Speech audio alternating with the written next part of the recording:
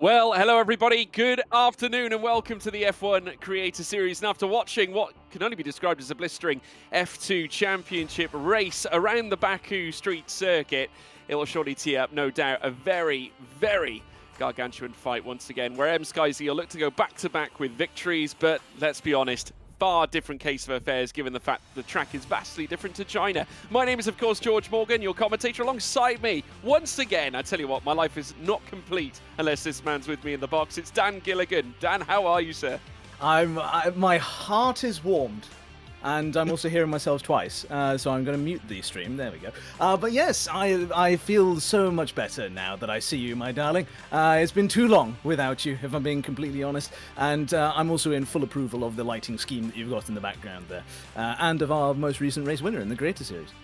Yeah, absolutely. I mean, M-Skyz now heads into this race, of course, 25 points to his name, but the big dramas certainly are all up for question because obviously we have still not got a back-to-back race winner here at this particular circuit. Season 1, Bart Del Castillo was, of course, victor here at Baku in Season 1, Alex Gillen in Season 2, Rasin Chai in Season 3, and there was no official calendar race here at this circuit in Season 4, but here this time around it's back in Season 5 and 20 turns await the drivers as they look to make their way around on this occasion. And with M-Skyz taking that very outlandish advantage right at the start. Of course, he was brilliant last season, but I don't think we've quite seen him at a point where he's had a whole season to sort of show what he can do as such. I mean, he's here this time around in Season 5, has a great chance of enlisting an advantage up at the top, but you've got to wonder, guys like GB68 who's still chasing his first official race win in the F1 Creator Series. He may have come second, he may have bottled a couple of times, of course we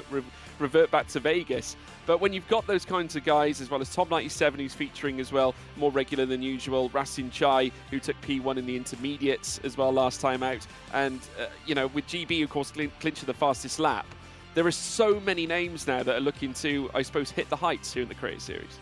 There certainly are, and it's an interesting thing right now as well because we know that there are some drivers who are not available for the first few races of the season. It gives those who are in that sort of chasing pack, those who are chasing the first win, like GB, like others, it gives them that extra little chance, really. Not necessarily because those other drivers are just outright faster than them, but because they are fast, generally. I mean, if you've got more competitive people around you, it just lessens your likelihood of winning something. And I've just heard some French in my ear. This is wonderful. Yeah, in terms of what we're going on into this one, I mean, Baku, of course, a very challenging circuit. That's especially true if you are this guy. And the less said about that F2 race from my perspective, the better, really, to be honest with you, George. But it's, it's a challenge. It was sorely missed, I think is fair to say, in last season's calendar. And so it's nice to be back on the streets of Baku for a bit of chaos and a little bit of shambolic behaviour from everybody involved. Well, if it's anything like the F2 race, we will, of course, be witnessing, I think, some drama. I think I saw Hayden Gullins actually plough through earlier on as well. Let's introduce as well our man on Clipbook, Sapitron, joins us in the F1 side as well. Sapitron, welcome to the Creator Series once again. How are you doing?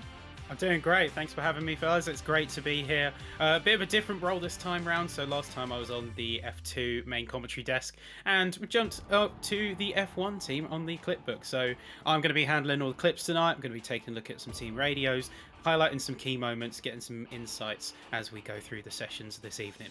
He's been promoted, everybody. Sapitron has now joined us here in the F1 Creator Series. Congratulations. I mean, obviously, Sapitron, just looking at some of the data that we've obviously already seen, we saw a great F2 race earlier on. Who are the main contenders that you're looking for to really, look for the big results this time around? Because, of course, we've got a long season ahead. Season 5, it's unbelievable to think that after a year of Creator Series action, we're already at Season 5. Who really ticks the boxes for you? It's a tough one to call because we've seen some really good contenders, we've seen some really good upswings, and obviously we have a few drivers who have sort of filled in for reserves for us tonight. Personally, I know you mentioned him earlier, but I'm keeping an eye on M-Skyz, GB68 as well.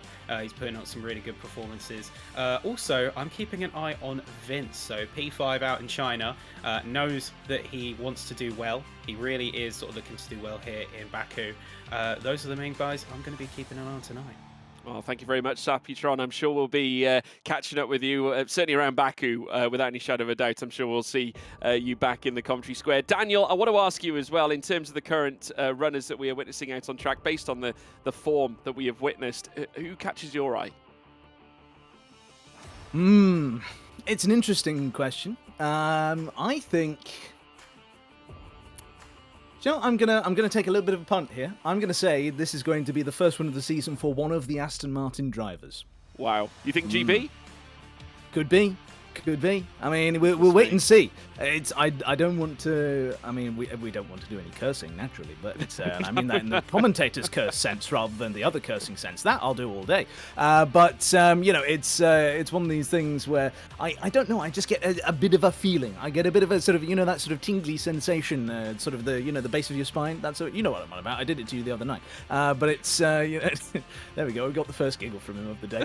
But yes, we've got all sorts of things that we can look into with that particular driver pairing. I think they work very well together. They were, of course, in the hot seat for potential Constructors' Championship glory last season before it all kind of fell a little bit apart at that final hurdle. But yeah, for whatever reason, I think that at a circuit where being able to work in tandem with other drivers, where, you know, things like DRS on the straights, things like that, to be able to make use of the draft, this is all going to really work in their favour. And it's the first one of the night, by the way, because I've just looked at the chat to see that CarGamer146 has asked, is Ben racing? No, Ben has left his career of content creation to start his new life herding haggises around the wilds of Scotland. Yeah, he has. No, honestly, I've been seeing and catching up with Benjamin Daly. Of course, he's been back home, actually, in Australia as well, with Alex Gillen, no less. The two rivals have decided to spend some time together down under, where, of course, Ben hails from.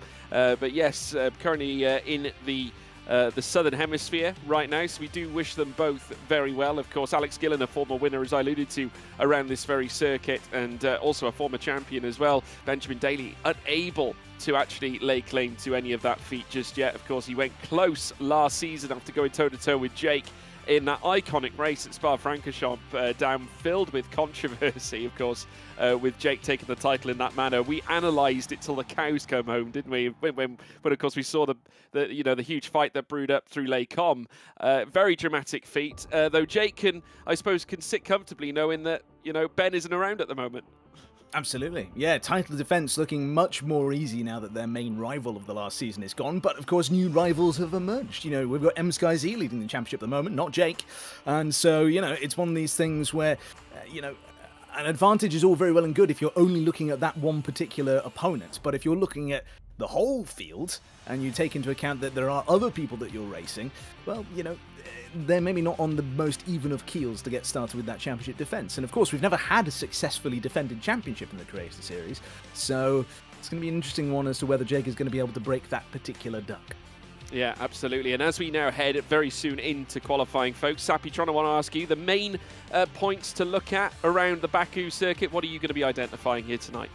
I think the main areas of identifying what is going to be a good lap versus a bad lap. Castle section, I think, is everything. You've got to get the right line through the castle section. It's such a tight area to get right. We've seen all too many an incident across calendars in the past of where people have just been a little bit too overzealous. So I think that, and also paying attention to top speeds coming down the start-finish straight, because that's going to give a lot of indicators as to the kind of setups we're looking at this evening.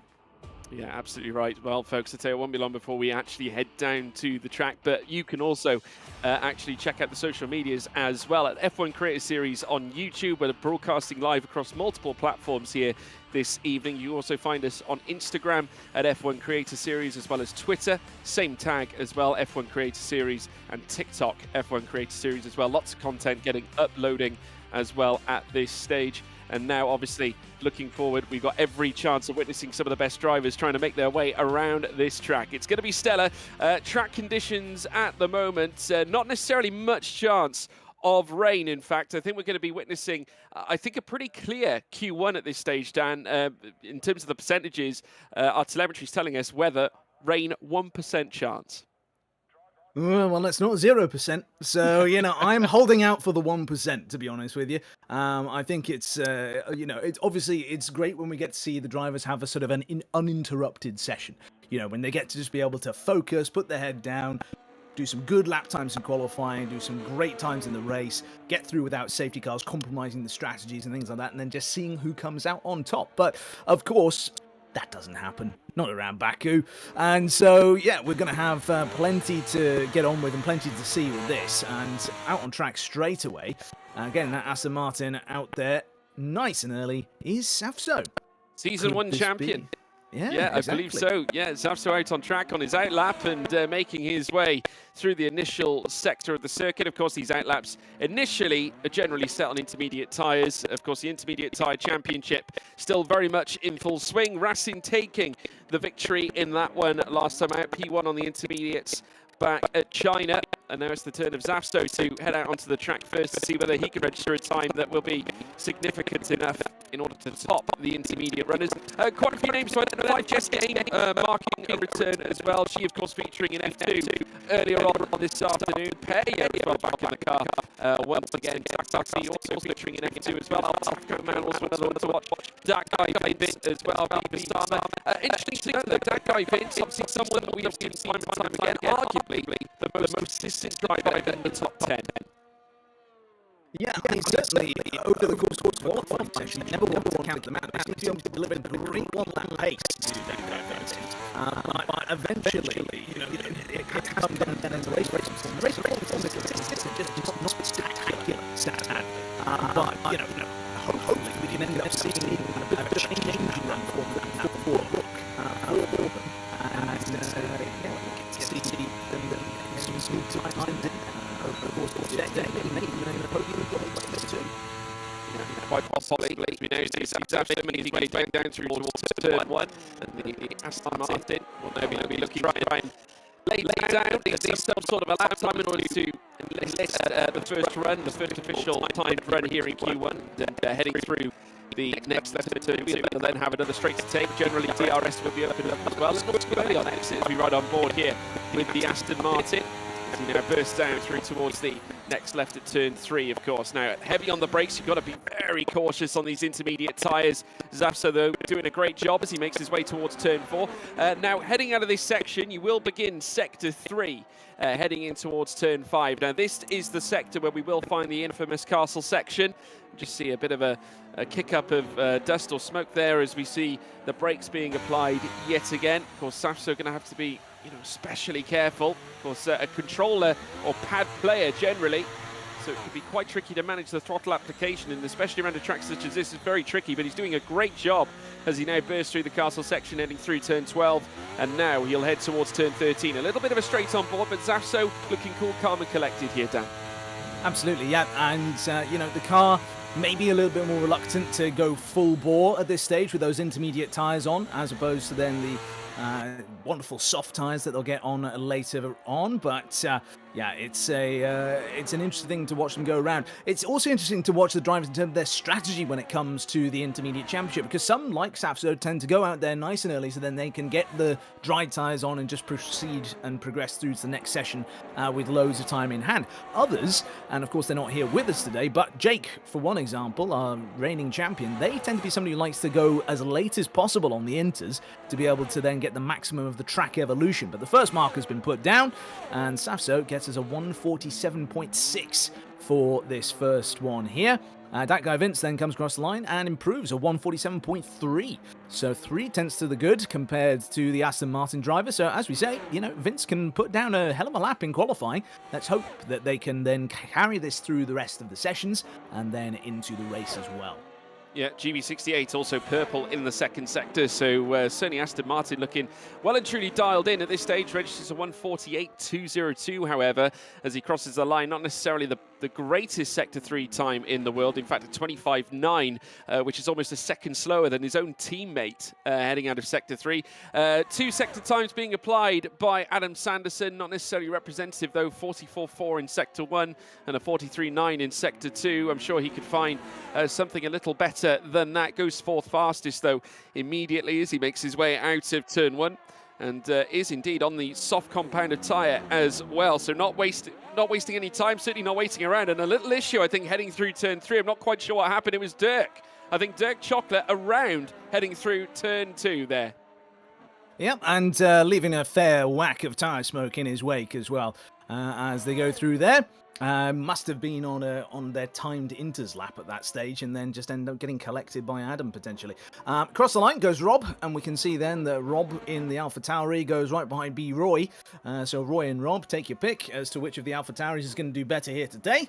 And well, I would say that B Roy is going to be looking for a little bit of redemption after earlier on when their F2 feature race did not go quite to plan. Pei has gone across the line to get a 148.2, and we now watch as their teammate MSkyZ comes up towards the line then.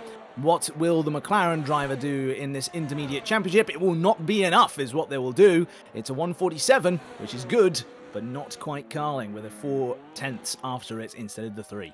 Yeah, very good lap so far being set by that guy Vince earlier on, which has certainly laid the foundation. 65 thousandths the difference now between MSkyZ, round 1 race winner. Jess Games making her way through the castle section in the Scuderia Ferrari and heading through towards Sector 3 proper.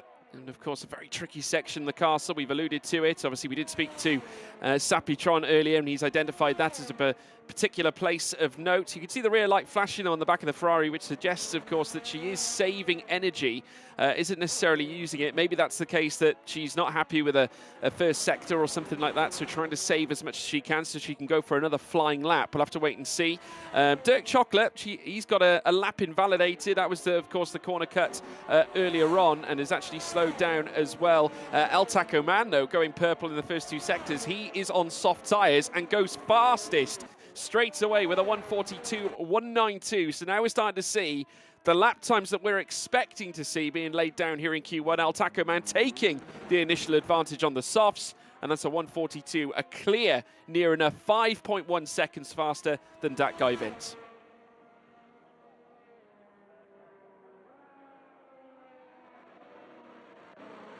So we watch then as we jump aboard the Mercedes of Adam Sanderson, who's got that 147.3 on the board. Now, hopefully for their sake, they've got themselves a bit of an adjustment done now to life in Formula 1 machinery as they get very close to the wall there, very close to an I am stupid moment, a la Charles Leclerc earlier on. 147.3 is not the greatest time in the world when you're on a set of soft tyres in a Formula 1 car around this track.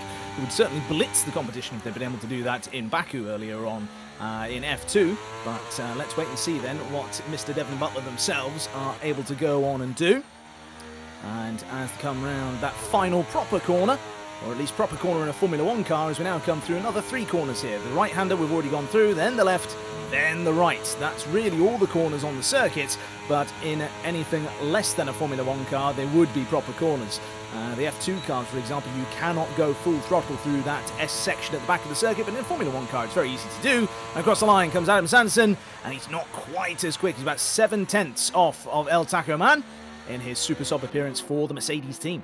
Yeah, Adam Sanderson getting things off to a decent start. Of course, featured in F2 and made no secret of alluding to the fact that he may have to get his sort of vision glasses out, of course, just to try and tint the visor. Of course, a lot of screen time he's going to be facing as well. Beaver Sama as well has binned it by the looks of it as well. P13 is where he sits, and Zach RC doing the same. Now, Zach has been struggling because his lap was invalidated earlier on for cutting the corner, running wide and gaining significant time. So definitely having issues getting used to the Baku circuit, which is quite surprising considering that he had time in the F2 car, but now coming back this time around in F1 machinery and really suffering. So this puts Beaver Sama and Zach RC on the back foot, and we have got Jess Games, of course, alluding to who's in the Haas. I'm on a lap. Obviously not very happy with what has occurred there. Might have got cut up after trying to set her previous lap, and is now going to have to look again at trying to set another one. Of course, at this stage, still on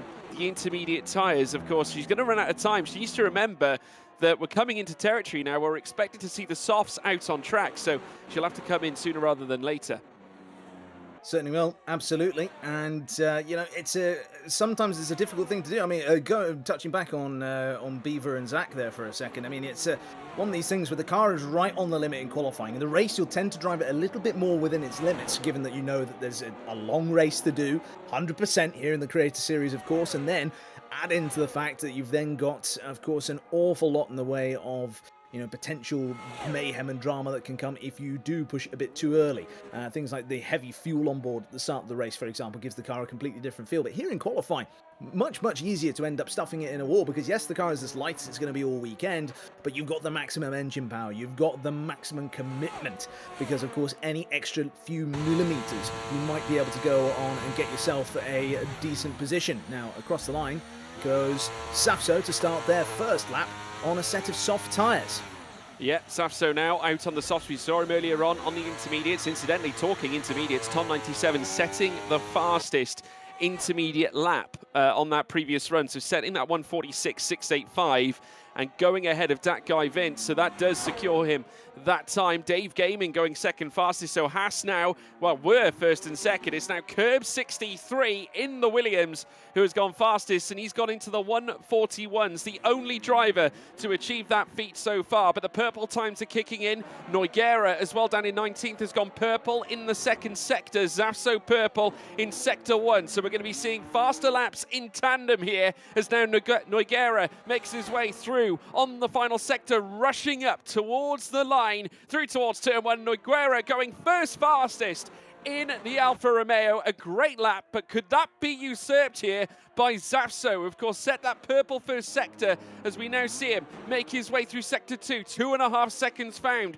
in that second sector as well. He's looking so dialed in right now, is Zafso, and now heading through towards the next left-hander. GB68 going into second fastest at this point too, and just over 0.2 of a second behind Nogueira up at the very top. Here comes Zafso weaving left and right, heading down now once again through another right-hander. A little kink in the course at turn 20 as now Zafso heads towards the line. Is it going to be purple again? At the very least, a chocolate purple now in sector 2 as well, as now Zafso towards the line goes fastest of anybody, a 1:41.3, but here comes Dirkdan. Yeah, absolutely. Across the line comes the Red Bull driver, and he goes fastest! What a sensational lap from Dirk Chocolate, one of the greatest drivers that we've ever seen. Now that we've gotten our obligatory, congratulate the boss out of the way, that's still a very good lap. 1:41.3 rather, I should say. A very, very good, very respectable time. We've seen 5 drivers already setting decent times now. There's 2 that are not going to be setting times at all. So that's a really, really good effort from Dirk. They're a solid bit of driving for them. And I must say, earlier on when we saw Safso coming through the last sector, we saw them coming over that sort of rise at the back end of the old city section of the circuit before we then come down to the last couple of corners. And they were right up against that wall. That thing we were talking about before about how you need to be millimeter perfect in qualifying, they were certainly taking that to an extreme. And it's shown there in just how close the timings are at the top of the standings. But as you can see, on a set of soft tyres right now to finish out their lap is MSkyZ, current championship leader, is going to be hoping to extend that championship lead over the course of this weekend. And so as they come up to the line then, no help of any tow or anything like that as they come onto the start-finish straight.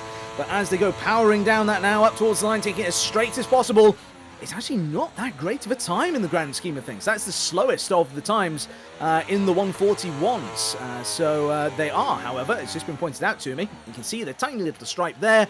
They are on a set of medium tyres. So there's more to come for MSkyZ.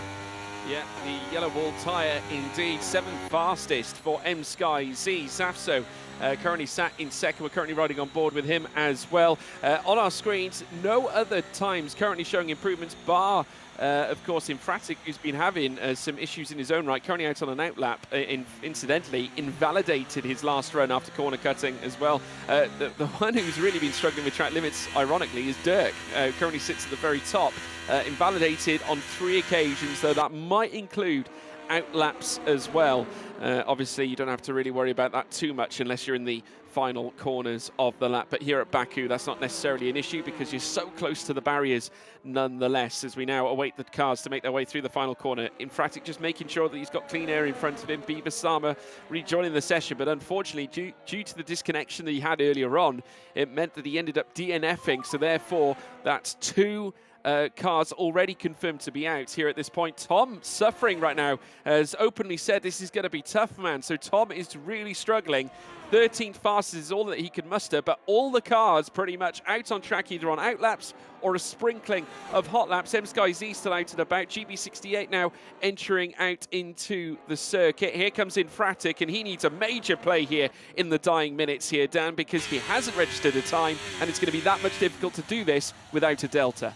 It certainly will be. It'll be even more difficult with Marty McFly on track, apparently, as we saw a random set of tyre marks on the circuit. But there we go. Up towards the next corner then we go. Turn number 3. And this is then going to be hard onto the brakes then, just about the 100-metre board. And then they get turned into the corner and then start to power that Ferrari back down. They get right the way over to the left-hand side and straighten up before then the entry of the corner, trying to then open that up as much as they possibly can to get the best rotation of the car. This is then an area of the circuit that can be a bit tricky, as you want to get as far over to the left as you possibly can, but of course these modern Formula 1 cars are so long, they've got a terrible turning circle, so as a result, trying to then get it back across to the right hand side for the apex is a difficult thing to do, and they were a little bit wide there. Now then into the castle section, they don't Charles Leclerc it into the wall, and they're able to keep it nice and neat and tidy through here, actually. It's a very, very impressive bit of driving from Fabio. And as they come up and through the third sector now then, they're still in sector 2 technically, but they'll be coming to the second sector in just a moment. Then this is one of the really important braking zones here. Get the car turned in, make sure you're nice and close to the wall. Could have been closer, you could say, but on a lap where they just need to get a time in, this has not been a bad attempt at all from Fabio, I would say. Certainly some very impressive driving in the second sector for me. And so through the S's they go then, as we say, in a Formula 1 car, lightweight with sticky tyres on. This isn't really much of a challenge. And so as they come up towards the line, then what is this going to be for Infratic? They've opened up the DRS. That scarlet car, the Ferrari, goes right across the line, and it's going to be P9 for the time being, just twitching on the edge of the 141s. I think he'll be pleased with that, Fabio. Of course, that does give him a little bit of breathing room. Tom 97 with an uncomfortable moment heading through the chicane section is registered a 36.2 in Sector 1, and as a result of what happened, that earlier blunder, not necessarily too much of an improvement in Sector 2, but it is green nonetheless. That guy Vince also out on track. Got a radio message from him as well. Let's get ourselves a comfortable position, shall we? He'll need one. He's right on the cusp of elimination with Tom and Roy breathing down his neck as he brushes through the castle section. What's the latest, Dan? Well, just that amazing line through the castle section. That's about as close to the wall with as much speed as you can carry that I've ever seen a driver do in this game. Down into this last section of the circuit then. This is going to be the all-important bit. You can see they're right up against the wall, so maximising the width of the track as much as they possibly can. Through that last proper corner on the circuit then, they're not gone too far wide, they're not gone over the curbs or anything like that. The checkered flag is out, so Mitchy Hoyer and Rob will not improve from where they are right now. B-Roy's gone across the line to get 16th place, but that guy Vince is approaching now with these new soft tyres on, getting this Red Bull up towards the top end. It would be a magical thing for the Red Bulls to be 1 and 2 in this race. Could they achieve it at the end of qualifying? Not at the end of qualifying 1, they can't, because it is 7th place for them. That is then Infratic up to 15th as well. Vince then 7th rather, I should say.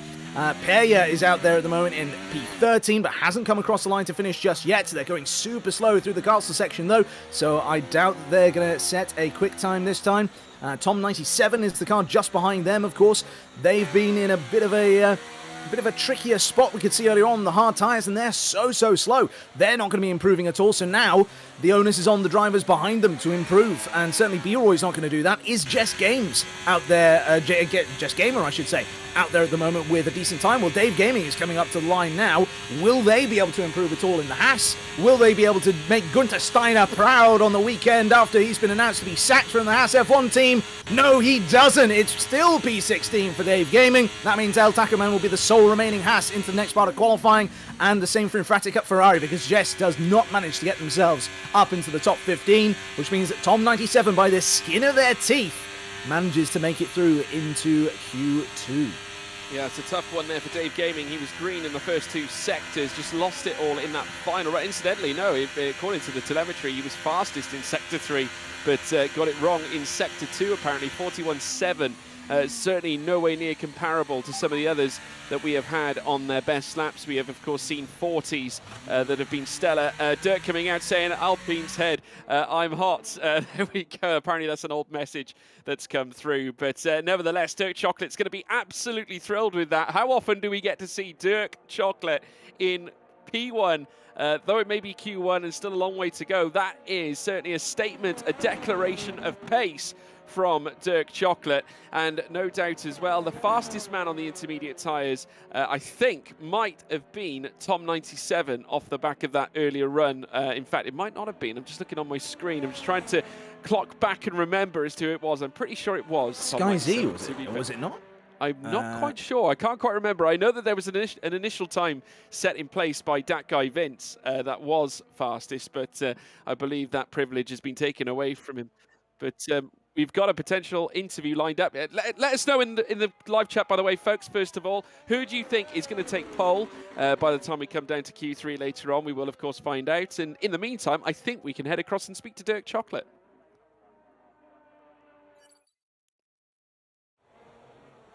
Dirk, can you hear us? Bear with us, folks. We are going to see if we can hear from the great man. Dirk, are you with us? Come in, Dirk. Dirk's in. He's in the call with us, everybody. He's just giving us a silent treatment. I think that it's one of these things where he just needs to hear us say that radio message again. Dirk is hot. Yeah, sorry about that. See, now he appears. I call him attractive, and he appears. He's honestly, he just fishes for compliments. This guy. I just want to hear your voice, man. That's all. Well, I mean, outrageous. I mean, Dirk, come on, talk to us about that, because that was a stellar performance. I said to the audience here that are tuning in live that very rarely do we get to see a Dirk Chocolate P1, but in Q1 we get one. Just talk us through it. You know what's funny? That was my first pot lap of the day.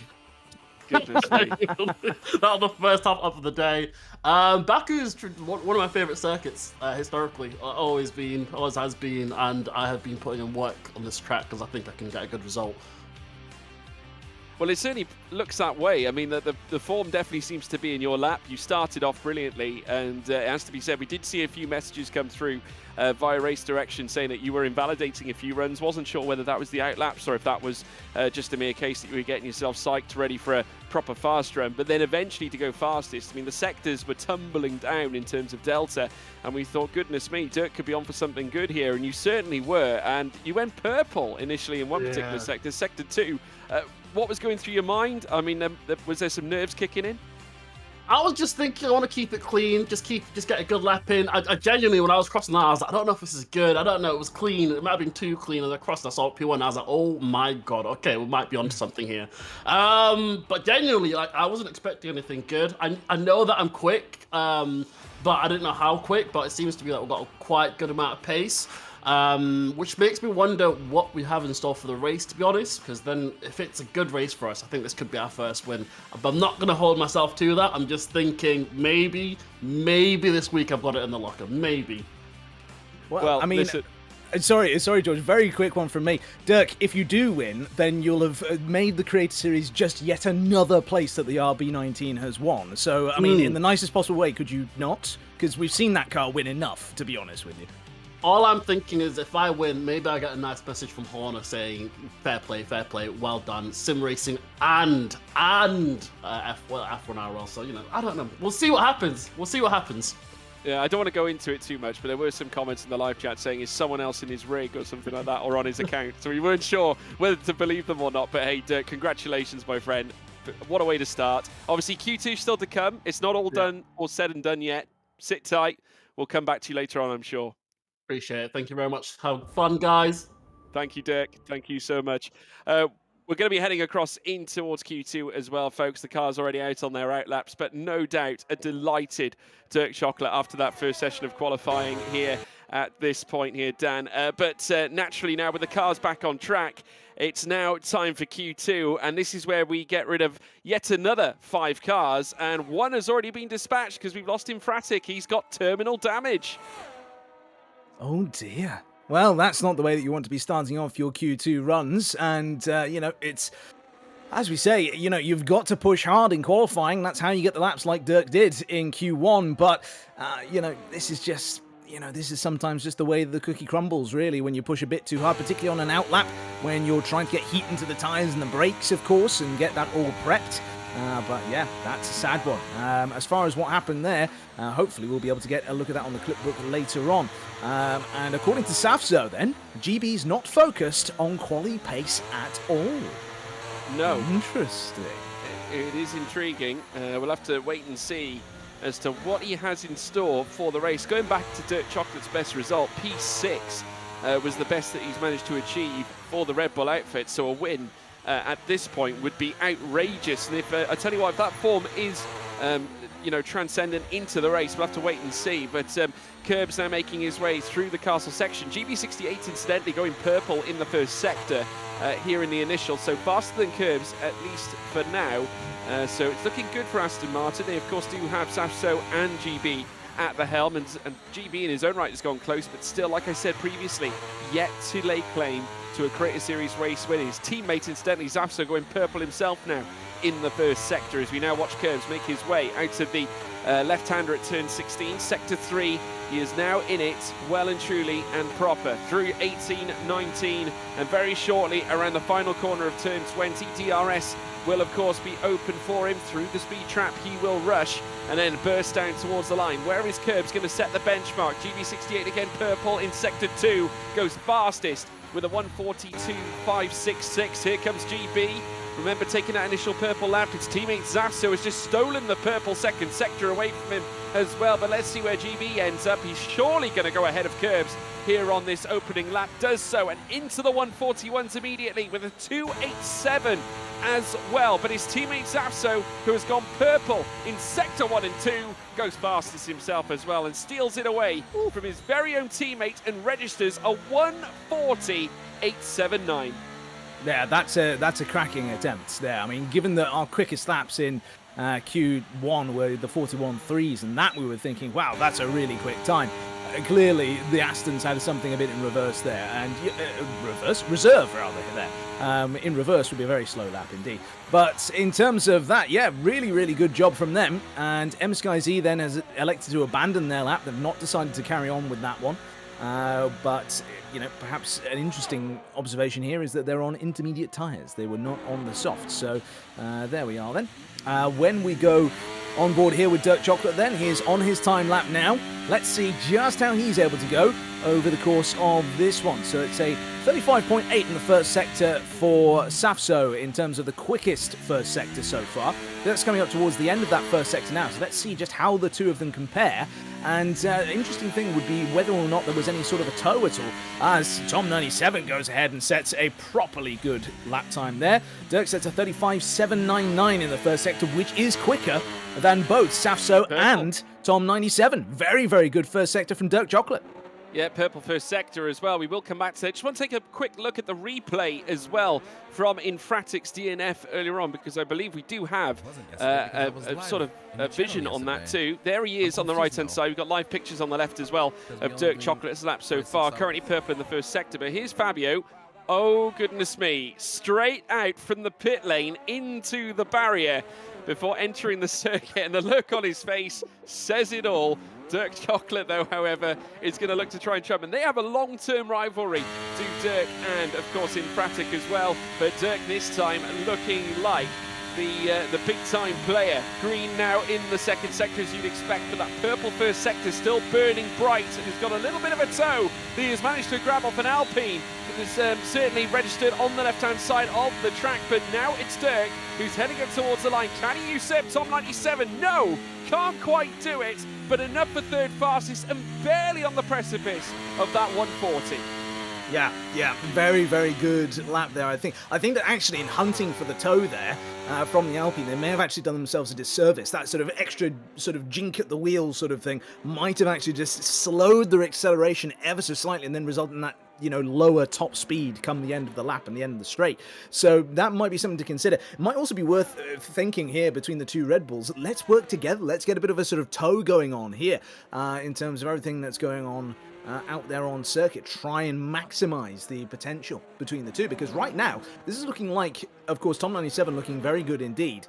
Tom earlier on saying that they didn't feel so confident. They've not set a lap time as of yet.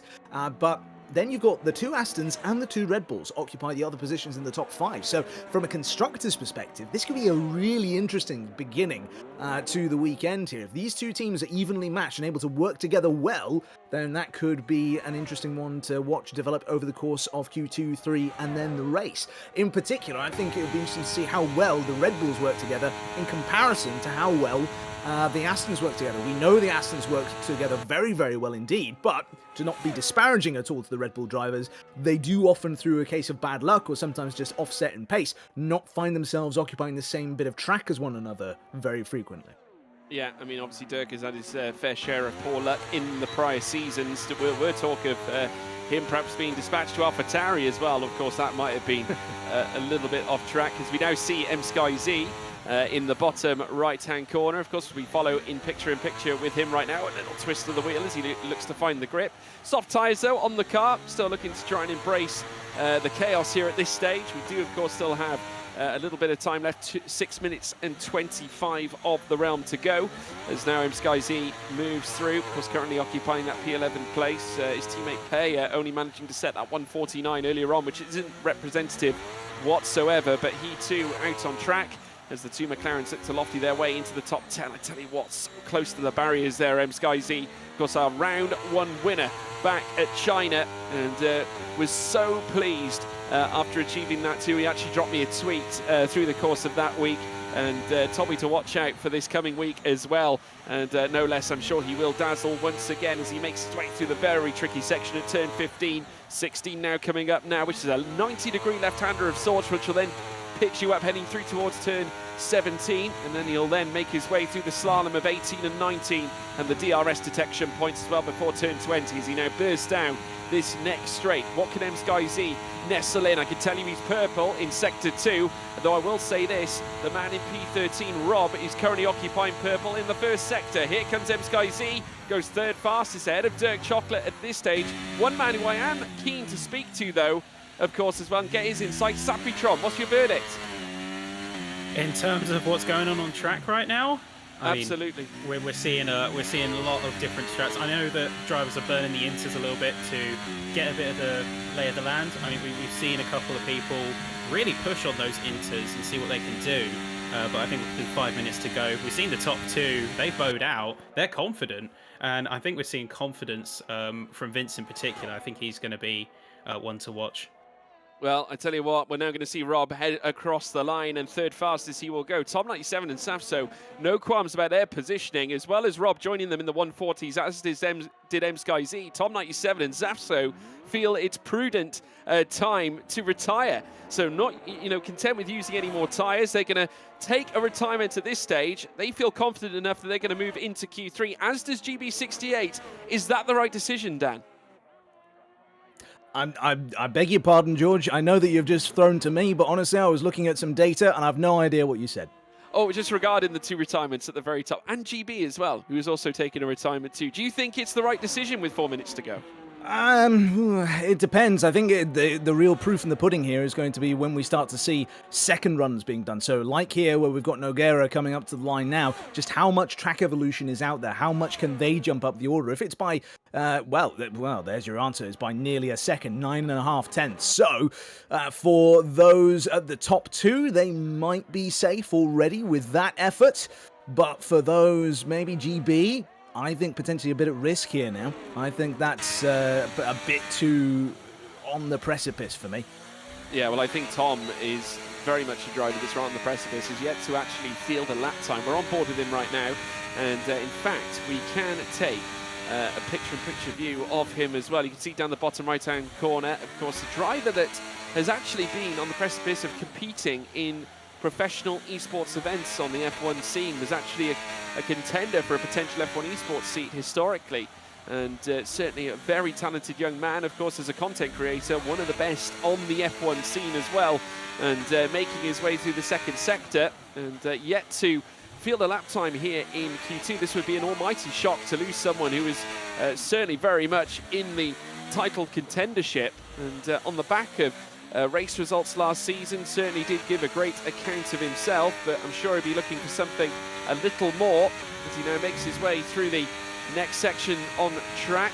Of course, here in this championship, last finishing in 6th back at China.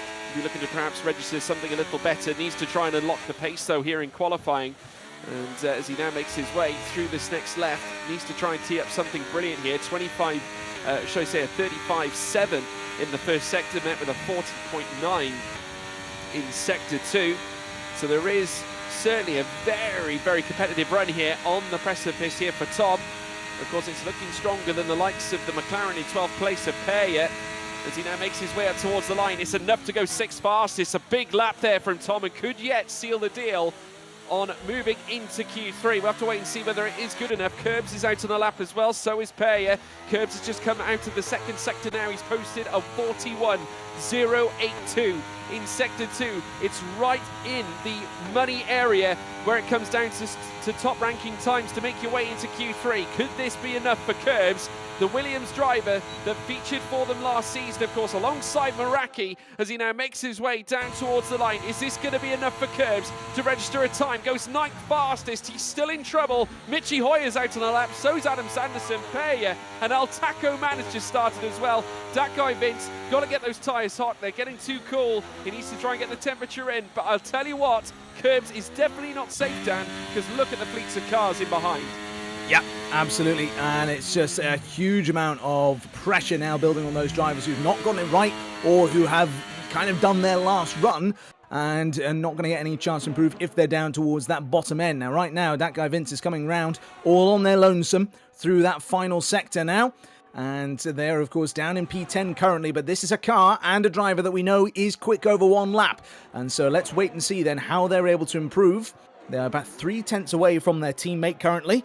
So if they're able to improve by that much, then that gets them into a safer, if not completely safe position. Up to line they go. And it's P4, so a great improvement there from that guy Vince. Gets themselves now into the 140s for the first time in this qualifying session. And so it's now going to be the onus on their teammate to make sure that they can match or even better that. Across the line goes Michi Hoyer, does not improve. Across the line now will come Perrier, and they just scrape their way into the top 10. That bumps Curbs out, and Adam Sanderson improves as well. They've jumped up ahead of Curbs, up into P11, so sadly not enough for them to go from F2 into F1 into Q3, but it's been a very, very good effort from them regardless, as Rob comes across the line, does not improve their position at all, still in P5 for the AlphaTauri driver. Tom has gone into the pit, so not finish out their lap, so 141.0 is what then maintains, and I must apologise because Michi did not, in fact, fail to improve. They were just starting their lap just before the clock ran out. So we've still got some potential there for them to go ahead and get that sorted. So let's wait and see what their times are looking at as they come across the end of this second sector. But up towards the line now, we see Dirk has abandoned the lap. So P9 currently. So we'll jump back to Michi Hoyer. I think that given that Tacoman is finished, Adam and Curbs, to all intents and purposes, are finished, even if Michi manages to jump Dirk here, I think Dirk is through and safe. The question, though, is going to be, what happens to GB68? One of those drivers that we thought might have a chance at this one could potentially be out if Michi Hoyer's got a decent lap in them here. It's going to need to be a lot, though. About 6-7 tenths improvement is going to be required. They might have the slightest of toes up in front here. Coming from the car in front of them as MSkyZ sets a new fastest time at the top of the timesheets. And so let's wait and see then. Up to the line goes the Mercedes of Michi Hoyer. What's it going to be? And it's not enough! GB makes it through by just a half a tenth of a second, less than half a tenth of a second. And that then sees them through. The Mercedes cars down in P11 and P12. Baku has not been a happy hunting ground for Mercedes Grand Prix in the last couple of years in the real world, and that seems, George, to be the case here in Creator Series as well. It definitely seems to be the case. Michi Hoyer is going to be absolutely kicking himself. Nearly a quarter of a tenth, pretty much. In fact, underneath that is what separates Michi Hoyer and GB68. And I tell you what, he must have been saying a little prayer there, GB68, because he was well close to being eliminated after retiring so early. Pay is still out on track as well. Of course, yet to take the checkered flag, but he will do very shortly. He is safe regardless in P8. What a lap, though, from MSkyZ. Purple in Sector 1 and 2 with 35.5 in Sector 1, met with a 40.2 in Sector 2, and that totally devastated the man in second place, Tom 97, and the gap then springing out to nearly 0.4 of a second, which may not seem like much of a gap, but in terms of Formula One, that delta is quite extensive. But then again, of course, MSkyZ working with optimal tyre and track temperatures at that point, as we now see MSkyZ making his way down towards the pit lane, no less, as we now witness him head towards the line for the final time, I'm sure, after setting that blistering lap, a 1:40.299 to gift him the top time, as we now await for him to come to an end. But now, of course, looking further down, Dirk Chocolate barely staying in and making it through, certainly a different complexion to what we saw in Q1, but I think you can probably count on your one hand the amount of times that Dirk Chocolate has featured in Q3 here, Dan. But let's take you through the 10 drivers that are going to be making their way into Q3. MSkyZ, your fastest man, with Tom 97 in second place. Safso in third. Noiguera in fourth. We've got that guy Vince in fifth. Rob in sixth. Tom in seventh. Peya in eighth. Dirk Chocolate ninth. And GB68 in 10th, just barely staying in. We lose Michi Hoyer, Adam Sanderson, Curbs, Al Taco Man, and Infratic, who, of course, retired earlier on in the session. So it's quite a fascinating session, to say the least, but quite a few big scalps gone here, Dan, Michi Hoyer being one of them. Absolutely, yeah. And, you know, again, it's just this thing about where do you push the limits, you know, as far as the likes of, say, you know, Infratic is concerned, for example, with that unfortunate crash that Fabio had. That wasn't necessarily pushing the limits, unless you want to call that pushing the limits of the flexibility of the pit lane wall. But you know, it was it was still one of these sessions where we saw drivers really pushing it really far, and we were, you know, seeing some interesting interpretations of track limits, shall we say, in certain areas of the circuit. But, you know, it's one of these things where I actually want to tell a bit of a story when it comes to this, and it comes from the world of real F1.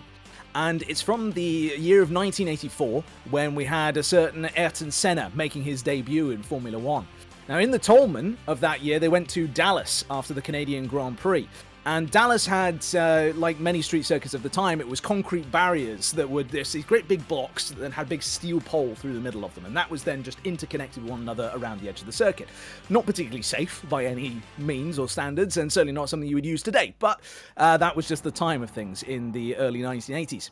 And what ended up happening is, throughout the whole race, they were lapping lap after lap, not a problem at all, fighting for the kind of top 6 positions or so, something in that region.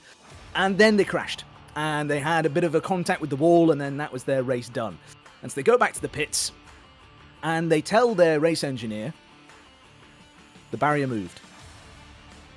Senna was adamant, absolutely 100%, the barrier moved, I didn't make a mistake. And, of course, the team told him, no, you're a rookie in Formula One, these things happen. But they went out afterwards, and they had a look at the barrier just to be able to kind of shut him up, essentially. And they discovered that the previous lap, someone had hit the far end of that concrete block, which had caused the leading edge to jut out by about 0.5 centimetre to 1 centimetre. That sort of a width. And so Senna was lapping that close to the wall every single lap. He knew that his crash was not his own mistake, it was because the barrier moved. Now, of course, we don't have moving barriers in F1 23, but that is then what we're talking about in terms of that fine margins, in terms of trying to find the absolute maximum time that you can, the maximum width of the circuit. If you can get within a couple of millimeters extra to the wall compared to your rivals, it will all build up and it will all be these marginal gains.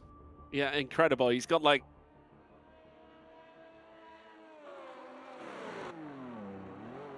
and plenty of drivers out on track and currently occupying their outlaps at this stage. Now, I do want to ask Sapitron, any news for us, Sapitron?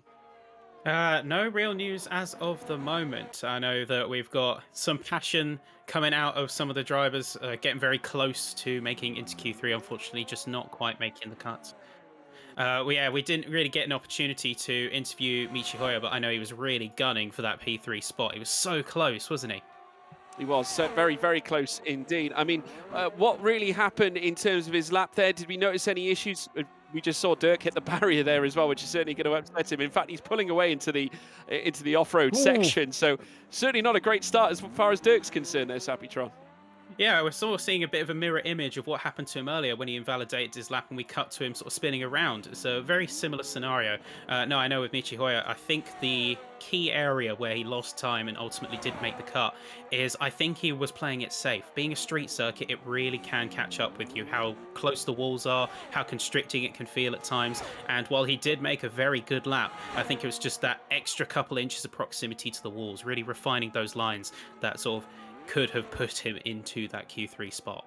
Yeah, brilliant. Thank you, Slappytron, as always, as we already now see a car out on intermediates as well. Peja, who's going against the grain, but somehow that tactic has certainly served him well, making his way into Q3. Again, GB68 trying to get the tyres to spin, making his way up through the castle section. Let us know in the live chat, folks. We want to hear from you guys at home. Who is going to take pole here in Q3 of the Creator Series race here at Baku? Of course, you can join the conversation as well by using the hashtag F1 Creator Series. Utilize it on Twitter. Let us know your thoughts as well. We really like to get your guys' insights as to what has happened, or certainly your viewpoints on the F1 Creator Series as a whole. Who are you supporting in this championship? GB68 Exton now out of the final corners here on this particular lap. He's done a stellar job so far as he looks to try and initialise himself a top time to get things underway. I can tell you that Nogueira has gone fastest in the first sector now and has taken the fastest first sector off everybody. In fact, Tom 97 going purple in sector 2, a 40.9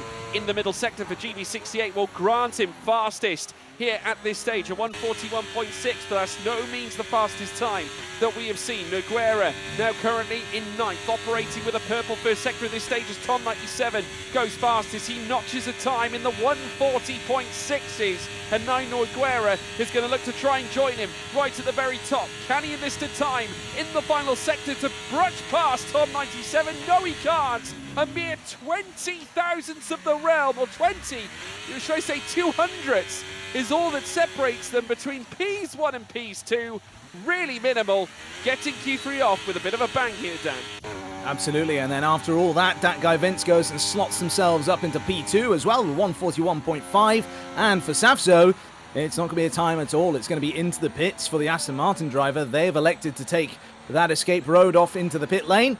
And so we will have to wait and see as far as any potential action from them is concerned. Rob has gone across the line to get a 141.9 onto the board.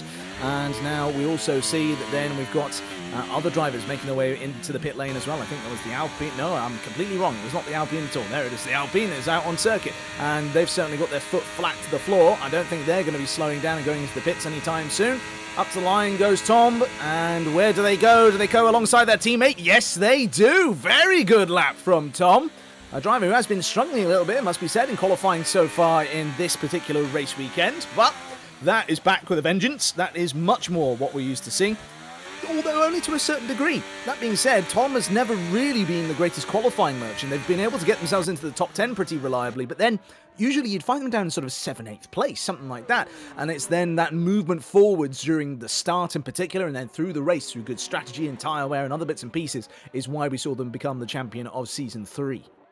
Yeah, we did, and it has to be said that they were rightfully deserving of it. Tom 97, though, still with the OP time. Tom coming out and saying, honestly, I don't know if I can do better than that, which is alarming, considering that he's just over 1.5 tenths away from his teammate. But we know how good Tom is. It certainly is a double Tom fanfare at Alpine right now. MSkyZ, of course, race 1 winner this season, now making his way through purple in the 2nd sector again. So can he join Tom at the top of the timing sheets here? 140.606 to beat. Soft tyres all around. No one else doing anything different. Of course, we saw Peja occupying a different tyre set right at the very beginning, as here comes MSkyZ. Fastest now as he snatched it away, this time from Tom 97. A blistering time, a 140, and I think he's actually, looking at it on paper, set a 140.272, which is nearly 3.5 tenths quicker than Tom 97. Blistering stuff from MSkyZ. Yeah, absolutely brilliant. Wonderful lap time. That's amongst the quickest that we've seen all weekend. And of course, that's just the first run in Q3. Now, another note in terms of historic performance of drivers in qualifying, MSkyZ tends to be able to go out there and set their best time on the first run. They don't really seem to improve very often on the second run. So for their sake, they're going to have to hope that that's enough, potentially, if that trend continues. However, it's a day in which we've seen all sorts of new things going on. like Dirk Chocolate and P1 in Q1, for example. So you never know. Maybe Skyzy will be able to improve even further. Dare we dream that we're able to get ourselves into the 39s? We'll wait and see. And so now then, we're being told by the chat to jump over to Dirk Chocolate. So P8 there, please, Director. As Dirk then is the only driver currently on a timed lap at this point in time. Goes through into the castle section now then. Has to draw the car back over to the right-hand side, straighten up before then going into the castle section. Full commitment through there, foot flat to the floor, but then onto the brakes, up and through. And now we get then the Dirk Chocolate face and camera. There you go. That's what we like to see. Look at the concentration on that man's face. He's going to go down now into these last few corners, then last two proper corners on the circuit. A little movement to the right to open up the corner as much as they can before they then dive back down the hill into this final proper turn then. And now it is foot flat to the floor all the way to the line. What is Dirk going to be able to produce for us here as he comes through the S's? There's the first, then the second. They managed to just kiss the curbs on both of them. They're not curbs who's in the Williams, that would be a little bit weird. And now as they come up towards the start-finish line, up they go then, through the gears, in 8th gear now. DRS is open, the Red Bull goes up to the line. Will its driver be able to claim pole position? Yes, they do! Provisionally for now, by 100th of a second. Brilliant lap from Dirk Chocolate. Well, he did it earlier on in Q1. He's now fastest again so far in Q3. This is unbelievable. And what I will say is that as the live timing data was coming through, Sector 1 went purple. He did a personal improvement, no doubt, obviously, due to the fact that he hadn't set a time. But the two green sectors in 2 and 3 were still competitive, but it was all about that first sector for Dirk Chocolate. And now he finds himself 100th faster than MSkyZ in second place. Could today be the day that Dirk Chocolate takes victory for the very first time officially in the F1 Creator Series, Dan? I mean, it could be, and I think that very idea is breaking Rasen Chai's brain in the chat. Rasen is wondering what on earth is going on. Yeah, you can see there as well. Demo Willis pointing out in the chat, Dirk can't even believe it himself. He's got the biggest smile I've ever seen on his face, and it's such a contrast of emotions as well. Going from the super serious, super constant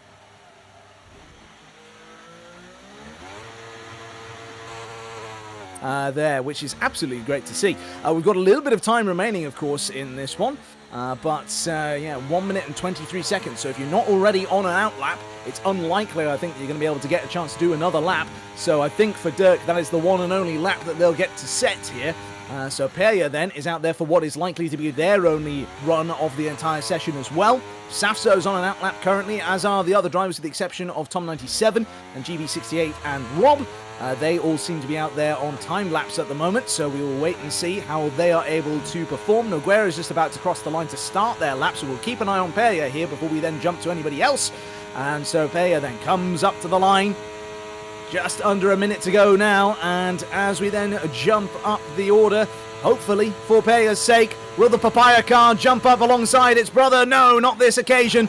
P4 for the time being for Perya, and that will be the best that they'll be able to do in this session. As now then to start their, or to finish their lap, I should say, is GB68 getting a distant tow then from the car in front. Cross the line they go. It's P3 for the Aston Martin. Very good lap indeed. Now let's wait and see then as to whether or not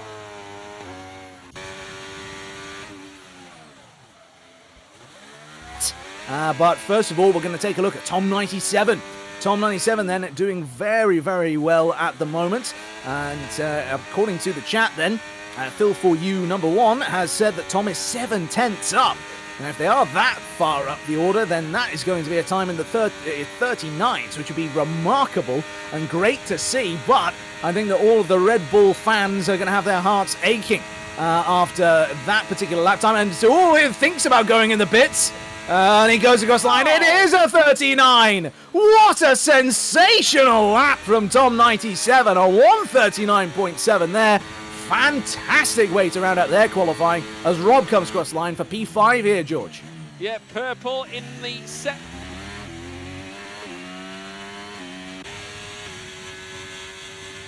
Premier result. Noguera now looking to try and improve. Has improved in the second sector. Looking to try and find something a little extra here in sector 3 to improve from 9th great chance that he could do that as he now crosses the line 4th fastest for Nogueira and manages to pitch himself higher than GB68, who did improve emphatically on his initial time, especially in that first sector. Zapso is still yet to register an official time.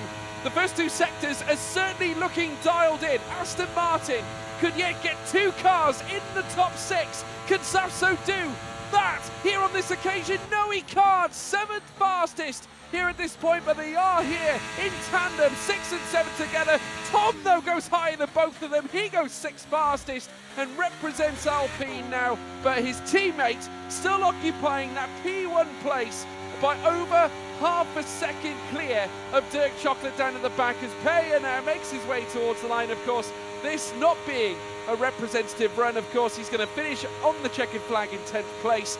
Tom 97, what a stellar showing, a 1:39.756 to register the fastest lap we have seen in qualifying altogether. We have not seen a single driver operate in the 130s, but Tom 97 has achieved that feat. Hard to have broken though, but Dirk Chocolate, what a performance, Dan. It was incredible, wasn't it? He's managed to achieve a 2nd row start. They certainly have, yeah. One of the best qualifying performances I've seen from them in all their time in the Creator Series, and all of my time in the Creator Series, in fact, as well. Really, really good qualifying performance there. And Red Bull doing the best of any team out there today. They lock out that 2nd row. They can dictate some strategy. They can work together, and they can do the absolute best they can for a good team result at the end of that as well. As we see a chase cat. That's not something you see very often in the F1 games, is it? As we watch that guy Vince going through the S's section at the back of the circuit there. But yeah, this has been a fantastic qualifying session to watch, but I think that it just needs emphasizing just how good of a lap that was from Tom 97. 3.5 tenths clear of everybody else, and the only driver to get into the 139s. That is quite sensational. That is brilliant driving from them. But as far as Dirk is concerned, they might actually be favouring that P3 start instead of a P2, because of course they will be on the clean side of the grid. Yeah, absolutely. Tom 97, though. I mean, that lap was just outrageous. A 1:39.756. It sends him fastest. M-Sky Z 2nd. Brilliant display.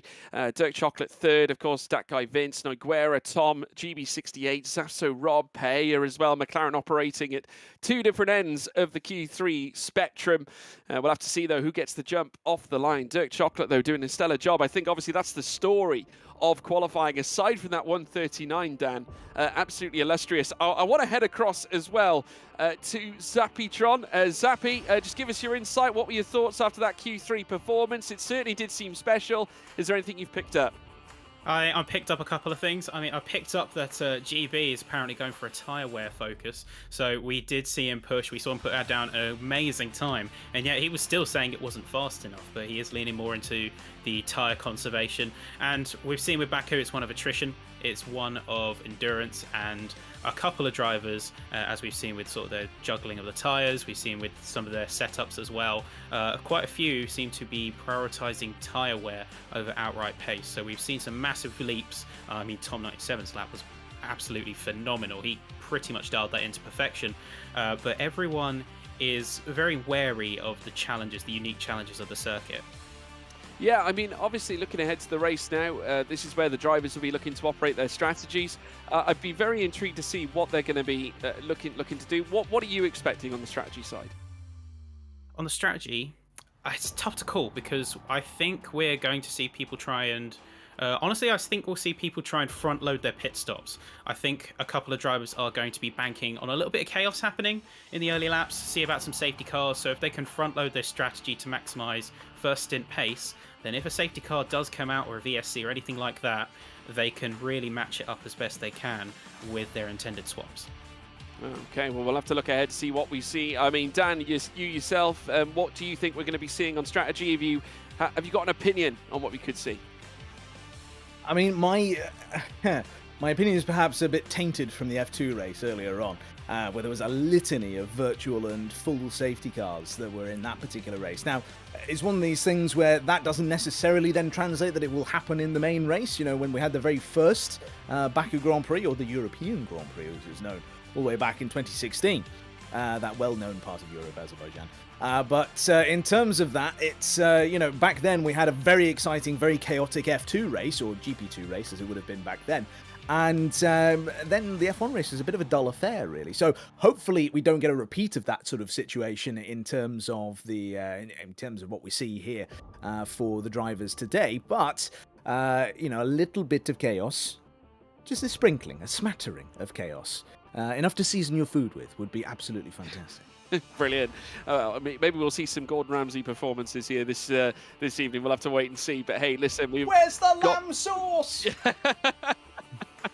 Well, we've got the race coming very, very shortly, folks. So do sit tight. Of course, let us know in the live chat as to who you are indeed backing when we go racing later on. We want to hear your thoughts. Who are the drivers that you're cheering on? Who are you hoping is going to take victory in the Creator Series here tonight? I tell you what, we're going to be in for a real treat. Many of the drivers now making their way around the circuit. We do, of course, have the formation lap here on site, and a lot of the drivers looking to start on the medium compound of tyre. A couple of drivers, Dirk Chocolate being one of them, as well as that guy Vince, Red Bull occupying a soft tyre starting strategy, so looking to go aggressive right from the get-go. And then you have got 5 cars right at the back. Dave Gaming, B-Roy, Chess Games, Beaver Sama, and Zach RC also plumbing for the soft. But it's medium dominance, 3/4 of the grid plumbing for that strategy, Dan.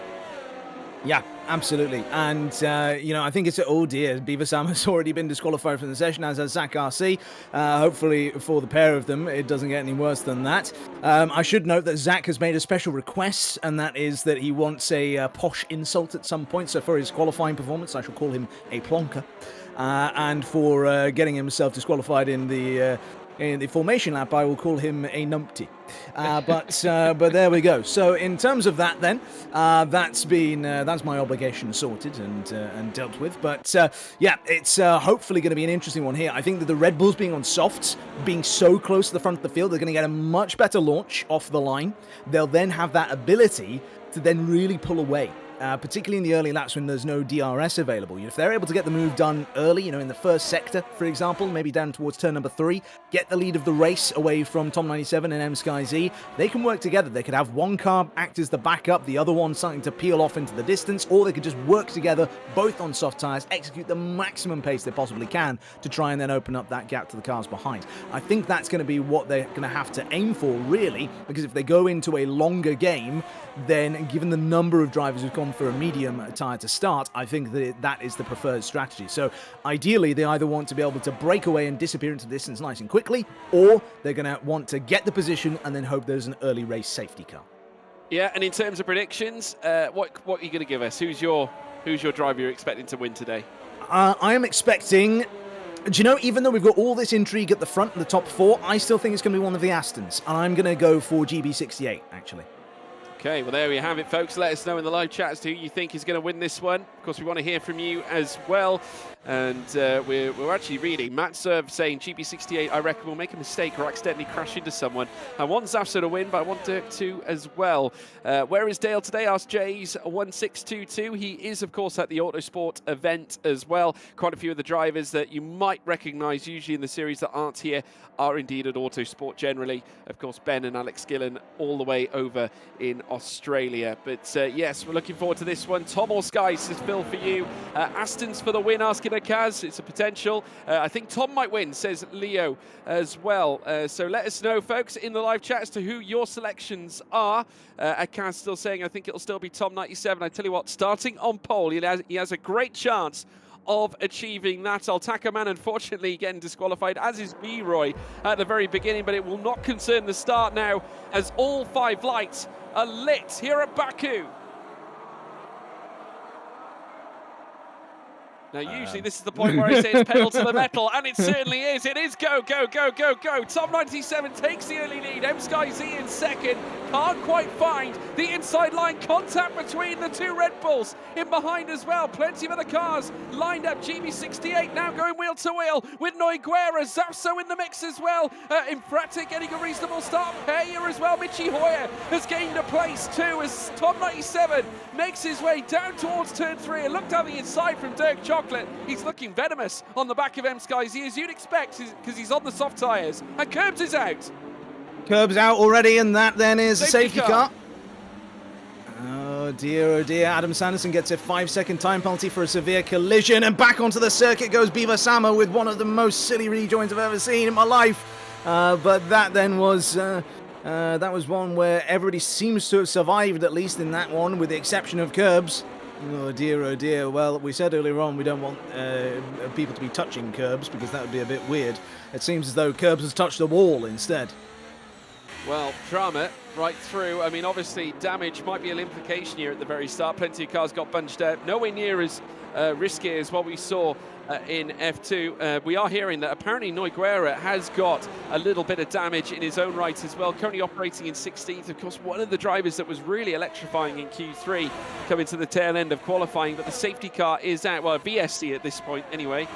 Taco Man, of course, receiving damage too, so that's unfortunate for the Haas driver who's operating in 13th place. In Fratic, though, gaining all sorts of places after trying to fire back. Didn't have the best of qualifying sessions, but from 15th up to 11th, I think, though, best performance so far. Dave Gaming started 16th and he's up to 9th here. Yeah, very, very good, very respectable start to the race from them, being able to keep themselves out of trouble. I must say, I'm really interested to discover what happened with the Mercedes cars, because they, of course, were 11th and 12th. Now you've got Adam in 10th and Mitchie all the way down in 15th, and both of which have 5-second time penalties as well. As we get back to the action then, green flags are a-flying. And Dirk Chocolate and that guy Vince have swapped places here. Now, whether that's an intentional swap or just the act of combat between the cars, I'm not entirely certain. But Vince is looking racy, tucked in behind M-Sky-Z here. Excuse me. Although M-Sky-Z, of course, as we saw earlier on, when Dirk tried a little bit of a move in the corner, they're just approaching now, not seeming to be one who's going to just open the door and simply allow you through. Yeah, no, absolutely right. That guy Vince now operating in 3rd place ahead of his teammate Dirk Chocolate this time around. Of course, Dirk was right on the tail of M-Sky-Z. They've opted to swap, though, and around goes B. Roy, who loses the car, makes contact with the wall, going the other way around as well. Now, whether he has damage, I'm not sure, but that guy Vince now on the tail of M-Sky-Z. Tom 97 starting to brew a little bit of a gap now. 0.6 of a second is the deficit, and in the first sector, though, however, M-Sky-Z was quicker on that previous run. 37.80 registered, of course, which is 0.2 faster of the realm to that of Tom 97, who leads the way. That guy Vince now in 3rd with Dirk Chocolate 4th, Tom in 5th place.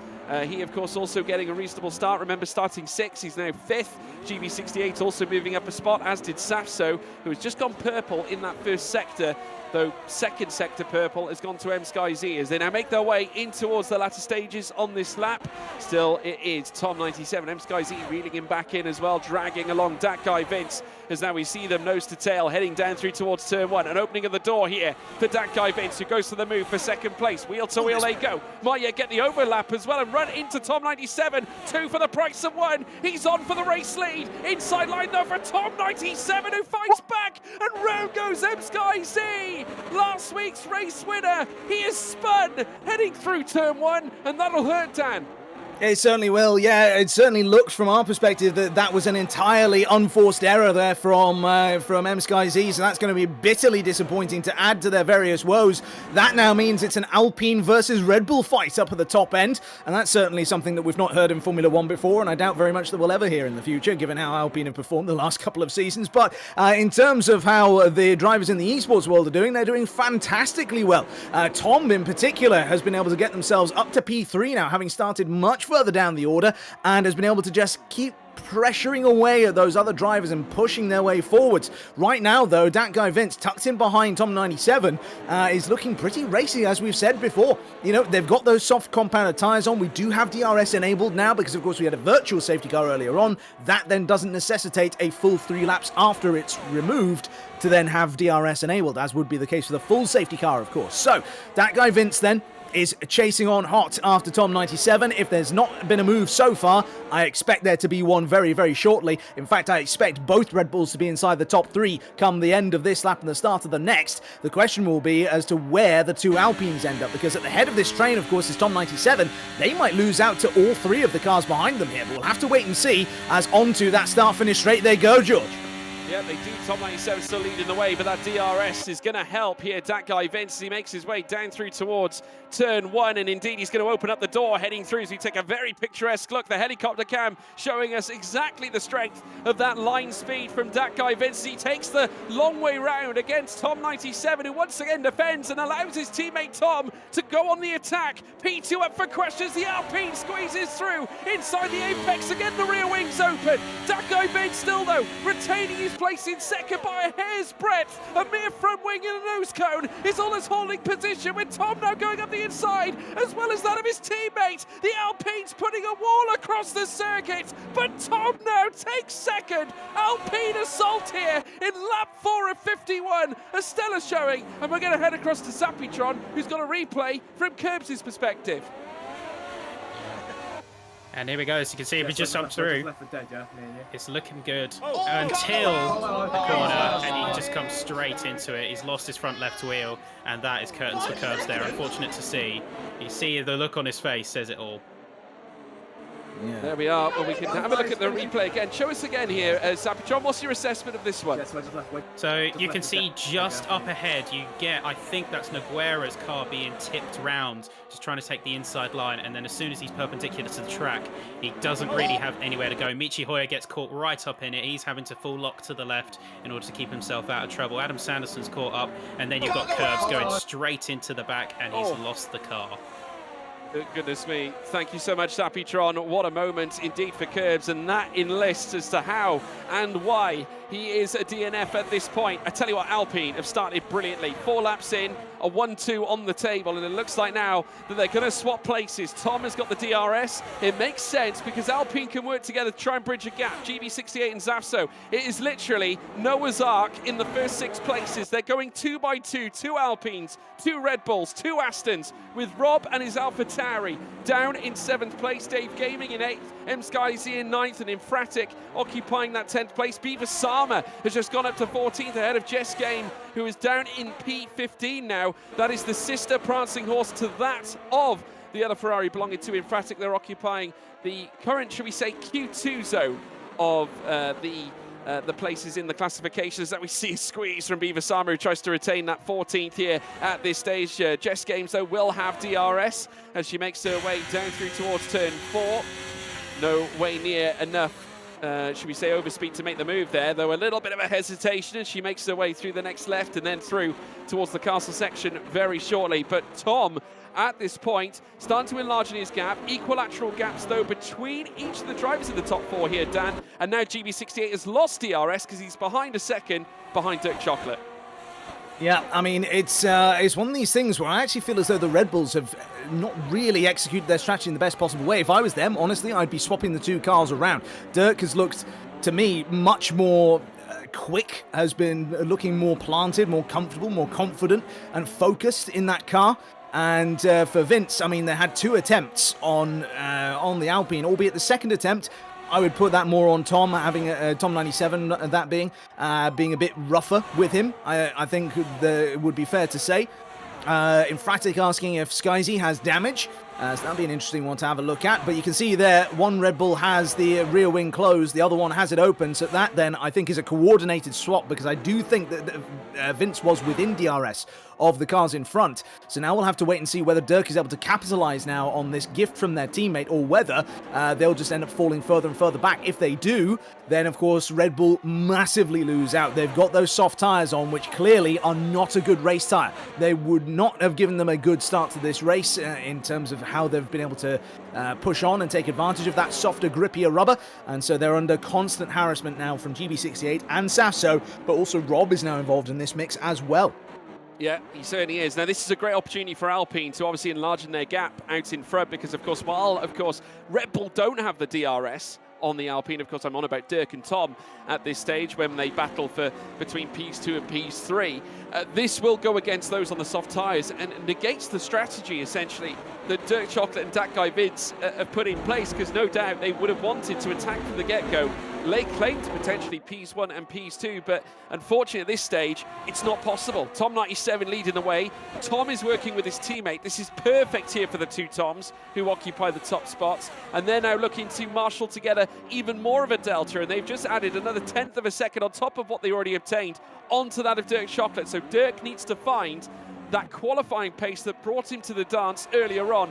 Now, no doubt we're going to see the Alpine swap again. Tom right on the tail of his teammate as they weave through the slalom, heading through towards turn 20 very shortly. Here comes the team radio message. He doesn't have DRS. Go, go, go. It's exactly what I thought. They're utilising now the teamwork, the DRS, to try and lengthen their stint. And look at the gap out to 2 seconds now as the two Red Bulls are trying to fend off the Astons in behind. Yeah, absolutely, and it seems to have worked a little bit. The Red Bulls do seem to have a decent enough straight line speed, but the problem is then actually being able to capitalize in the corners, and that's where I think it's really hurting them right now. The Alpines have decent straight line speed, very good straight line speed, in fact, on Tom's car in particular. But when it comes to this action that's going on in behind, well, you know, those cars then are just struggling to get the performance down in the corners, it looks like to me. That's where they're losing time to the Alpines in front. That's where they're and what's this then? We've got Adam Sanderson in the pits serving his 5-second time penalty and getting a nose cone change as well. So sadly for him, he's got himself into the wars a little bit more than we saw earlier on, or he's just getting the damage repaired rather from earlier on, not replaced, that's not a thing. But in terms of that then, they've got themselves back out there on a set of hard tyres. They're going to go a long old distance and hope that there's a safety car later on, you would imagine. Yeah, they will be hoping. Purple in the first sector this lap here for Tom 97, so the Alpine pace is real right now. Whoa. Look at GB68 now on the attack against Dirk Chocolate.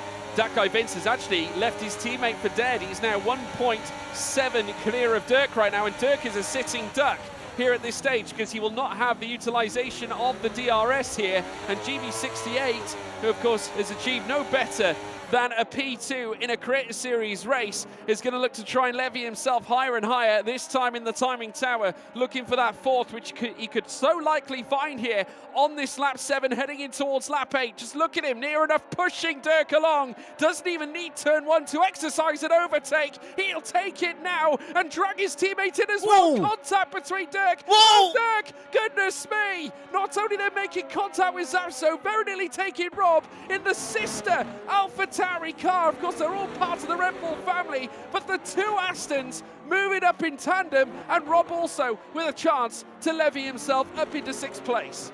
Absolutely, yeah. That's exactly what the Astons will have wanted, but they would have wanted that a few laps ago, really. So this then is unfortunately the plight of the Red Bulls now. They're on those soft tyres for the absolute worst part of things now, where they're just going to fall backwards. And the hope, of course, is going to be that for their perspective now, they may actually want there to not be any more in the way of... Oh, and I think there was a dive up the inside there from Rob. I think it was a last moment maneuver there, and then Dirk has quite rightly shut the door on them, saying you can't just do that, you can't just shove the nose there and hope I'm going to suddenly disappear or give you space. So fair play to them for that robust defence, but yeah, Rob now down a position. But yeah, back to the Astons then. You know, the soft tyre runners, you know, they're going to actually hope now, I would imagine, either for a safety car prior to them pitting, or they're going to want to hope that there's going to be some opportunity later on for them in terms of, you know, being able to have a safety car or pit or something else. There needs something to go wrong, essentially, in the strategy now for other teams, for the Red Bulls to be able to take advantage. Absolutely. I mean, looking at the penalty situation, there was only that stop-go that we saw earlier on. Noguera now moving up into 13th ahead of Jess Games as well. There's currently 2 drivers with 2 warnings against their name. Of course, one of them being Viva Sama, and then the other one being Zach RC in the Williams. There's Zafso, 2.3 off the back of that guy Vince, who has had no choice but to leave Dirk behind. There's going to be a swap for the lead once again as Tom now takes it away from Tom 97. These 2 Alpine drivers, they're working together as Rob now moves ahead of Dave Gaming for that 7th spot as well. And incidentally, Dirk coming into the pits, so no doubt damage on Dirk's car, which has probably led to the pace. All the soft tyres are cooked. Let's wait and see. No front wing change, so it is the tyres, mediums now on Dirk's car. Absolutely, yeah. They've elected to go for that decision then. They're in the clean air at this point, and they're not really in a fight with anybody, so there's nothing to be gained. Oh dear, oh dear, oh dear. And nothing to be gained there by hitting the wall for Tom 97. I wonder if that might have resulted in some damage that is not in the form of front wing damage. Now, I'll need to consult the rulebook in terms of what damage we enable and disable in the Creator Series, but certainly if we've got full simulated or full damage on, where every part of the car can be damaged, you would expect there to be major side pod or floor damage for an impact like that. Yeah, absolutely. I mean, it's never ideal to certainly hit the barriers, and it's ruthless here around Baku. Tom 97, though, occupying the lead at this stage. Tom 97 saying the overspeed caught me out there, so that's the view in terms of why he ended up in the barrier, just using that DRS, probably going wheel to wheel with Tom at the same time, getting some aero off the sister Alpine car, maybe fed him a placement into the barrier. He looks okay, though, nothing necessarily looking too out of line for the car right now. GB68 trying to gain back on his teammate Zafso, occupying 5th place. Still clear, though, of Rob. Around 1.8 seconds, but GB flittering around that DRS point. Ideally needs Zafso to help him along here by giving him that vital tow, and I think he will get one as well, along with the DRS. Zafso incidentally also closing up on that guy Vince, so Aston Martin are really trailblazing right now. If we take a look at the last few laps at this stage, it does seem to me that Zafso and GB are lapping better than that guy Vince right now. Yeah, I would 100% agree with that. Ooh, though maybe not if GB keeps doing things like that. That's a bit silly. That's really trying. I think that was desperation more than anything else. I think that was trying to stick with their teammate as best they could and just overcooking it on entry there under braking. So that's unfortunate for them. That now reduces Safso to a one-man band against the two Alpines, essentially, in an effort to try and close up to them. But of course, they've got to close up to Vince first and then get beyond them. Catching is one thing, passing is another. And you can see there just how close to the wall Safso gets on the exit there. It's quite remarkable to see. So really, really good driving there. You can clearly tell that they're under full command of their car right now. But the question remains as to how easily, if at all, they're going to end up getting past the Red Bull of that guy Vince. But as it is right now, then we have a look at Michi Hoyer, currently down in P16, and having a bit of a scrap with Zach RC at the back, just ahead of them, or I say just ahead, 8 seconds ahead of them. You've then got Jess Gamer versus El Taco Man, and it is unfortunately for Jess to her deficit, not her benefit, because El Taco Man has been able to get that place done, and he's now starting to push on and try and catch up to the two Alfa Romeos further ahead. You've got Dame Gaming up in 7th place as well, who's got themselves in a nice close battle with Rob at the moment, after Rob made that mistake in combat with Dirt Chocolate earlier on. It seems as though the AlphaTauri's been able to get back ahead, but here, this should be a formality, really, just to get through the S's, then get the DRS open. No DRS will be available for Rob, so you would imagine that we'll see Dave Gaming getting back ahead of the AlphaTauri in a few moments' time. This has been a very, very good race for Dave Gaming so far. Yeah, he's driven brilliantly. Tom has just retaken the lead now for Alpine ahead of Tom 97, so another swap has taken place. Dave Gaming, though, catching up with Rob. Now, these two tied up earlier on as well. Just to allude to the fact, in terms of what's going on in terms of the fastest laps right now, Zafso holds it at the moment with a 1:44. I believe that's a 7:11 that he is enlisted currently as the fastest lap of the day. As we now see Dave Gaming make his way down this next straight with DRS opened up again. He's right on the tail of Rob and the AlphaTauri. Nogueira now also going past his teammate Viva Sama and moving up into 12th. So Nogueira on the rush here is certainly on a push run at this stage. Dirt Chocolate with that early pit stop, currently 11th. Zafso saying, I made sure not to burn so you can keep up. So he is conscientious of GB's situation here, but the problem is GB has lost DRS in behind Zafso, so there is going to need to be some communication here. But I know that Zafso is probably thinking, I don't really want to lift off here because I'm conscious of that guy Vince in 3rd place. Yeah, absolutely, and I'm all for team strategy, of course, because the team in real-world Formula 1, at least, is the most important thing. Radio from GB, I'm so close to the DRS, he says, but he's not quite close enough. He's just a 4/10 away.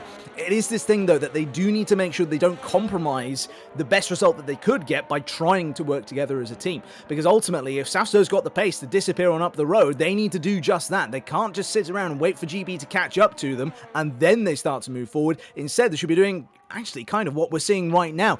Both Sasso and GB have caught up to the respective cars in front of them over the last few laps, and so this is then looking more like what we should be seeing from those two cars out in front. It is a bit frustrating in a way, really, to see Tom and Tom97 up in front with really no close challenger right now in the form of that guy Vince. He's done a very respectable job staying on those soft tyres for so long, as his teammate now makes a very easy move around the outside of Persia with those nice, fresher medium tyres. But Vince is no real threat right now. The moment that he's caught by Safso, he will be a sitting duck. He won't have the grip in the tyres to be able to maintain the distance ahead in DRS zones, and then if he's not passed under DRS, he'll certainly be passed in the braking zone for the DRS. Yeah, certainly will. Good news for the Dirk Chocolate fans, his last lap being a 1:45.579, so he's lapping approximately a second faster than everyone above him right now. Dat Guy Vince saying Zafso's real close going in this lap, so Dat Guy Vince opting for the box on this lap. So like Dirk did earlier on, obviously Dat Guy Vince going a little longer on his softs, so we did see that Zafso has put in some stellar work in trying to close that gap, though it has splitted and stayed around the 1.3 and 4s. I'd say that's a very good first stint for Dat Guy Vince. I think he definitely has extracted all he can out of those tyres. Yeah, absolutely. And do you know, I kind of take back what I said earlier on, really. I mean, yes, Dirk had been the quicker through qualifying, but actually now when we look on the face of it in terms of things like Vince's gap to the two in front, bearing in mind they do have the DRS and are using it very effectively, to still be within 3 seconds come the end of his stint on the softs is a very, very admirable stint indeed. So very, very good pace. I wouldn't count Vince out just yet, you know.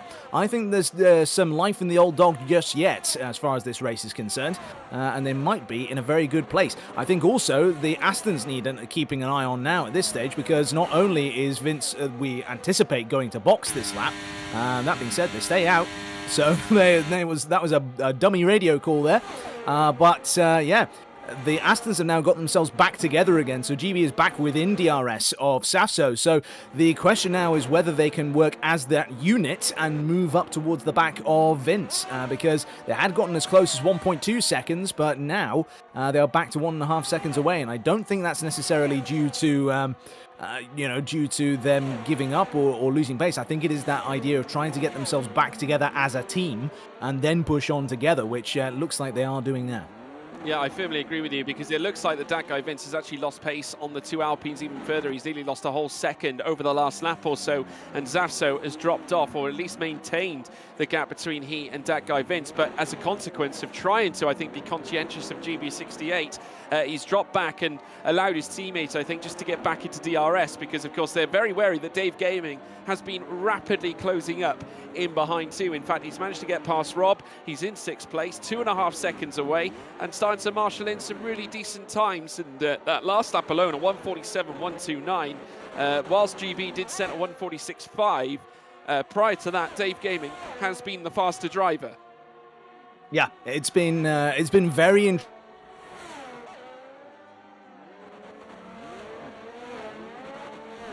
Got the softs on their car, so maybe it's just a set.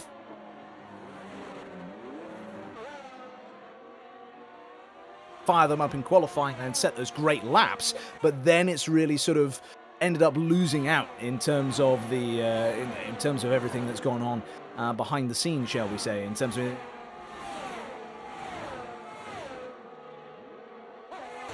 And so too, interestingly, goes Safso. Now, Safso then started on those medium tyres you can see there on the Aston Martin. Safety car. Oh, a safety car, I see. Right, okay, what on earth has caused that? We've got Beaver Sama out of the race. Did Dirk make a mistake by...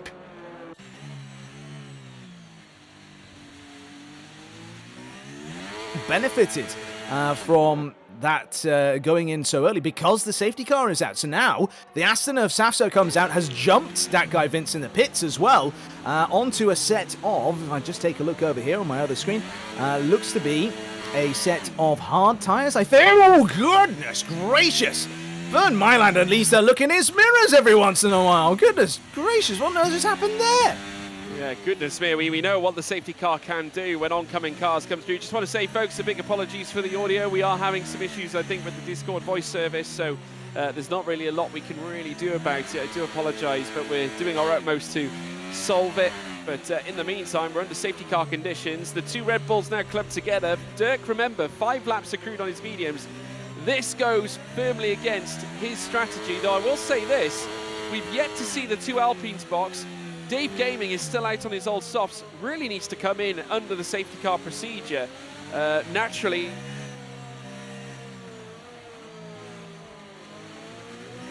out on these tyres, Dan. What's your view on it? I would give you a view if you were able to just repeat that for me, because you had a moment of being silent for me. So I was just silenced and followed by, and what's your view on that? Oh, God. Fantastic. Well, listen, I tell you what, folks, it's basically alluding to the top 7 right now in terms of the actual scenario, in terms of the safety car. It makes zero sense for them to stay out at this stage, I would presume, because they've really added quite a lot of wear onto their tyres, and with them, even with them being on mediums and being, should we say, 13 laps accrued on them, does it not make sense for them to make a stop here at this stage? I think so. I mean, ultimately, you've got to the logic in Formula One, certainly in real world Formula One at least, is that you execute strategy based on what is in front of you at that point. You don't necessarily plan for, well, if this happens or if that happens. It's all about the here and the now. It's why the teams gather, terabytes of information over the course of the practice sessions and qualifying. It's why they do hundreds of thousands of simulations every single race weekend and then narrow it all down to the most likely scenarios. It's all these things which then inform what that ultimate strategy, that ultimate pace will be, and then they execute as quickly as they can when they need to have changes. And so, that's partly where then all those simulations come in, because then they can simulate, well, what if a safety car came out on this lap and we were in these two positions? It might not be 100% accurate to where they are in the race, but that's what they do. But of course, the creators don't have all of that level of simulation and detail and everything else to rely upon. So right now, it's one of these things where you just have to go with what works and what you think could end up going on. Don't worry, we know that you can't see the race, everybody. That's because we're just doing some bits and pieces in the background to make sure that it is as seamless and beautiful an experience for you as it can possibly be. A bit like George's face. It's a seamless and beautiful thing. Yes, there you go, darling. See, I can be nice to you occasionally. You but can. There we are. You certainly can. Yes, folks, we are currently observing the race as well. We're just making sure to check in a few things. Obviously, we make no secret of the fact that we are obviously struggling with some audio issues, so we are trying our best to try and do what we can to support it for you. But we are back with live pictures, still under safety car procedure as we were before. Incidentally, as I remarked earlier on, the top 7 have indeed boxed. In fact, everyone has decided to pit. Adam Sanderson, though, still remains out on 8-lap old hard tyres, with Peyer out on 2-lap old hards, as well as Noiguera, who boxed earlier as well. Dirk, incidentally, going for a stop, and incidentally hasn't lost too many places. He's on fresh softs, as opposed to the medium tyres he put on earlier on. That guy Vince on 1-lap old mediums. I'd argue that this has actually worked out quite well for that guy Vince, and he can essentially attack on this next stint. Yeah, Vince has kind of played this perfectly. It's if you wanted someone to play at your wedding, then you might want to give them a call, really, to be honest with you, because they played it to perfection. It was one of those stops where actually them and Safso, the only sort of small fly in the ointment as far as Safso is concerned, is the fact that they were already on mediums, so they couldn't go on to another set of mediums without then potentially risking their race later on. Because again, like we say, you've got to do the strategy for what is happening in front of you right now. You can't gamble on there being another safety car. For a circuit which traditionally produces a lot of safety cars, this is our first full safety car all race long. We're at lap 16. We had one brief virtual safety car on the first lap, but apart from that, it's not been all that dramatic of a race from a sort of an incidents perspective. We have had some incidents and other bits and pieces, and Adam Sanderson's retired from the session. Dear oh dear, I don't know what's ended up happening there. That's terminal damage as well. There's been a crash by the looks of it. Oh yeah, you can see some sprinkling of parts on the exit of the corner there. I think that Adam's disintegrated, and that's all that remains of the car. Oh dear. Sounds like something Crypto from Destroy Humans comes up with, I think, at this point. Oh, I love you so much more that you've referred to that particular game. Oh, George, I know that you're married already, but are you interested in polygamy?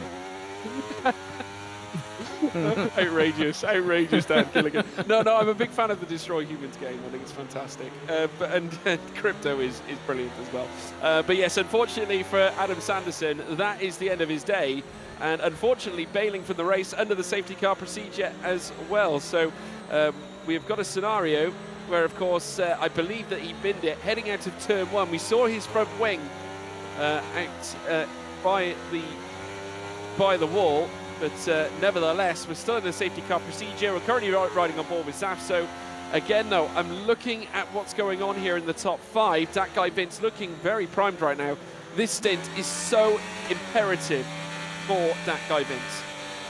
Yeah, very much so, very much so. And, you know, when we see what ends up happening later on, I mean, of course, they're all on fresh tyres, so it shouldn't be that difficult to fire up and get into the right temperature window. But there will be that fractional, marginal difference between each compound. So for Sky Z and for Dirk Chocolate, I think they're actually in a pretty good position as far as raceability is concerned. Certainly, I don't think that Dirk will be behind Rob for very long. Softs versus hards any day is usually a slam dunk. I say usually because, of course, Lando Norris, a beautiful defence against Lewis Hamilton in Silverstone last year, is one example of how hard tyres can actually work against a set of softs. But when we see, you know, the cars as they are right now, I think that the real question for the soft tyre runners is whether or not the medium tyre runners ahead of them prove to be, you know, able to fire up their tyres and push forwards and get by the hard runners, or whether they stay behind. I think if they stay behind, then the soft tyre runners might be a little bit, what's an alternative word for what I'm looking for?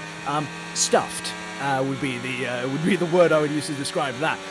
It's one of these things where, you know, yeah, it's a difficult thing to imagine, really, that they'll be able to do anything against medium tyre runners, especially after that first stint that we saw, and just how much of a struggle it was for Dirk and for Vince to get by medium shod Alpines as well. So, yeah, I think that for the soft tyre runners, if everyone ahead of them was on hards, they would be real ones to watch. But as it is right now, you've got to look at Vince, Dave Gaming and Infratic as the real winners as of this safety car period. For the others in the top 7, really, or the top 9, 10, you could say, they've all gone for something ever so slightly inferior, I think. Yeah, absolutely right. Well, we'll have to wait and see how it all pans out. In the meantime, we do have a replay from Sapitron coming up shortly about with regards to what happened to Adam Sanderson. So we will head across to him very shortly. In fact, I believe he is ready to go. Zappy, talk us through it. All right, well, we can see we've jumped through here. We've got Adam's POV. You can see he's just coming down into turn 1. We were thinking it might have been a bit of an Infratic scenario, but as you can see, he just overextends, outbrakes himself, and it doesn't look all that fast, but that's all it took. These things are not bulletproof. They can collapse kind of easily, and as we saw there, just way too much speed into that first corner trying to catch up with the SCQ. Yeah, it looks like a combination of too much speed being carried into the corner and maybe a missing of the braking zone. But yes, unfortunately for Adam Sanderson, that means an exit out of the race. Of course, he has had a busy day because he did, of course, partake in F2 earlier on. Actually started on the front row, you know, on the front row alongside Artemis, in fact, in the sprint race. And unfortunately, his day is done here in the F1 race as well. Safety car coming in this lap. It's still the story of 2 Toms and 2 Alpines that sit at the head of the field. Safety car coming to an end on this lap. Safso waiting in the wings as well. It's down to Tom.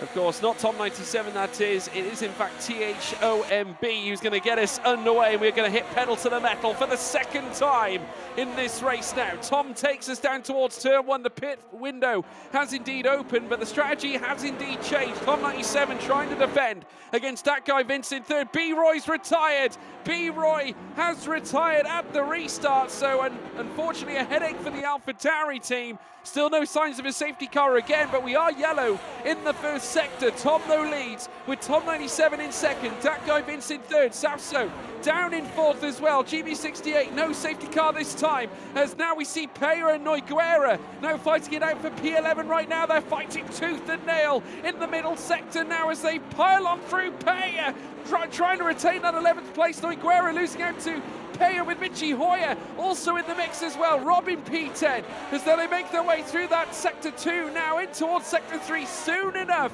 It's Tom who leads. Tom 97 remaining in second, but look at Michi Hoyer all over the back of Noiguera.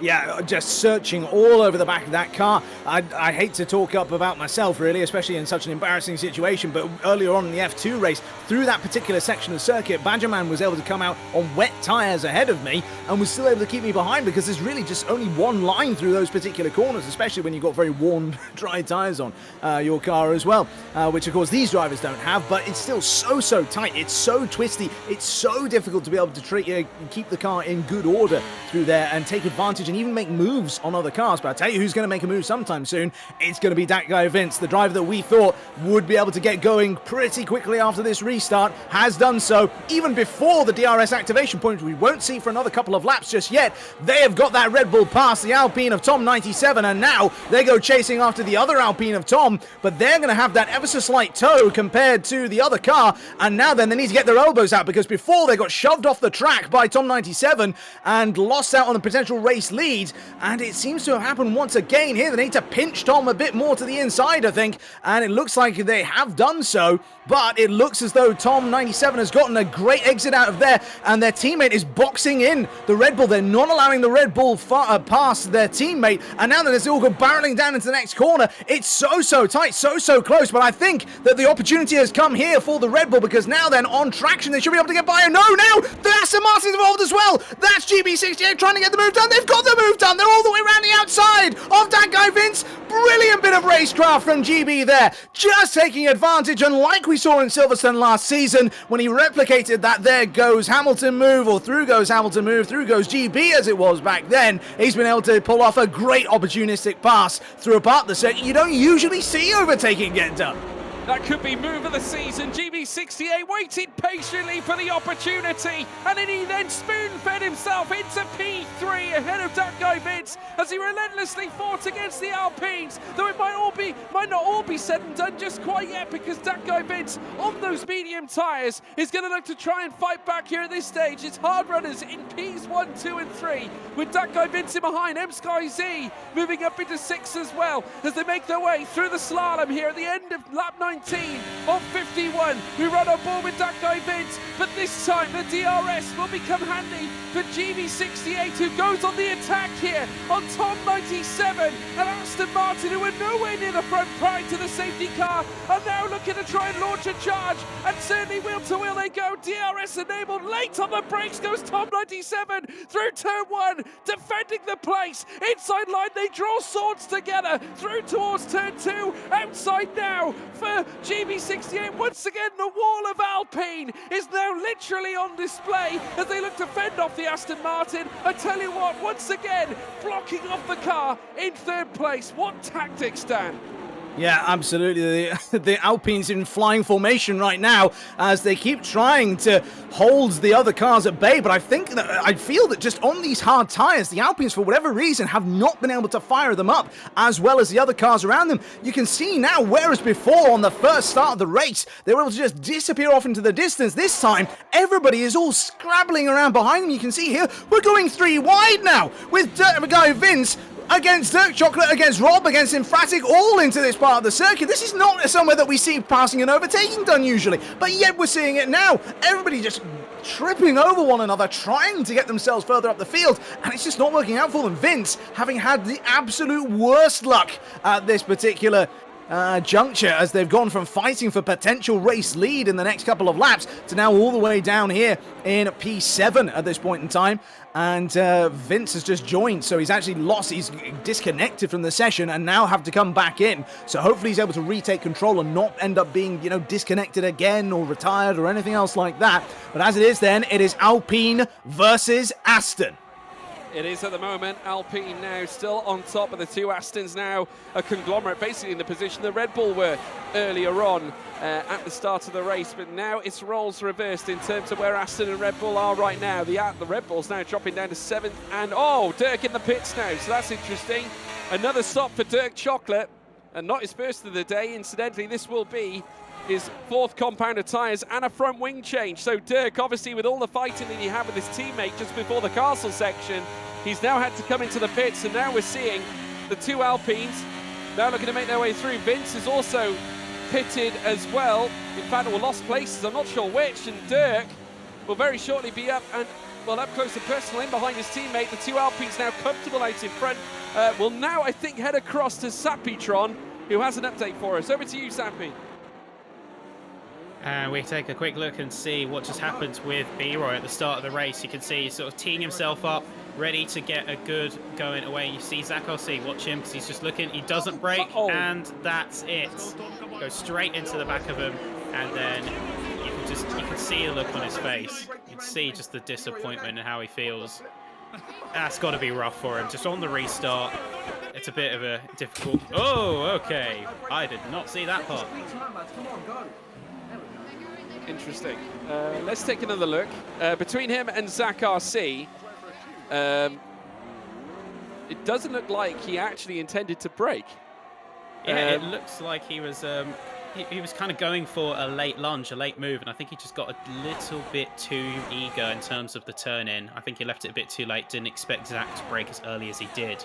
Because I think if he wasn't trying to space himself out, you could see Jess Gamer just a little bit further ahead. If he wasn't trying to space himself out from that, he would have braked a little bit later. That would have been the ideal move for B-Roy to get a couple of places early, but that's not how it panned out in the end. No, not at all. And incidentally, I mean, obviously that's going to hurt him. I think obviously we'll catch up with you in a little bit as well, Zappy. We got a little bit of a close fight up at the front end. The two Alpines still together, and once again initialising this tactic of trying to cover off the top two spots. They've essentially masterfully managed to control this race by sheer teamwork at this stage, Dan.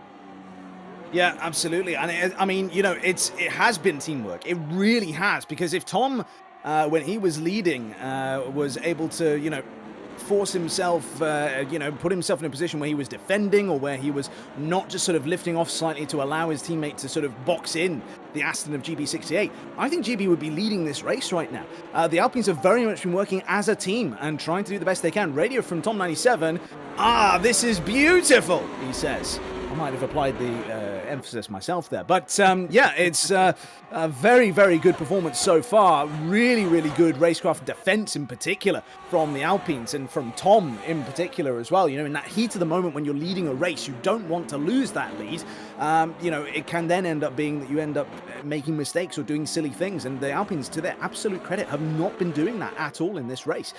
So as it is then, you've got the two Astons following them along, but not quite close enough out of this final turn to really be able to take advantage of that. And now we've got MSkyZ attacking the pair of them on the soft tyres that you can see there, those red wall softs. And this then will be the real proof in the pudding, really, is to see just how close they're going to be able to get to both Astons. They'll get GB pretty handily here, I think, but then the question comes as to whether or not they're going to be able to get Safso in the not-too-distant future as well. They go very deep into that braking zone, which then almost loses them position to GB once again. GB's going to have DRS this time, but so too will MSkyZ. So I think it might be a case here that actually SkyZ will be taking third place here down this second straight.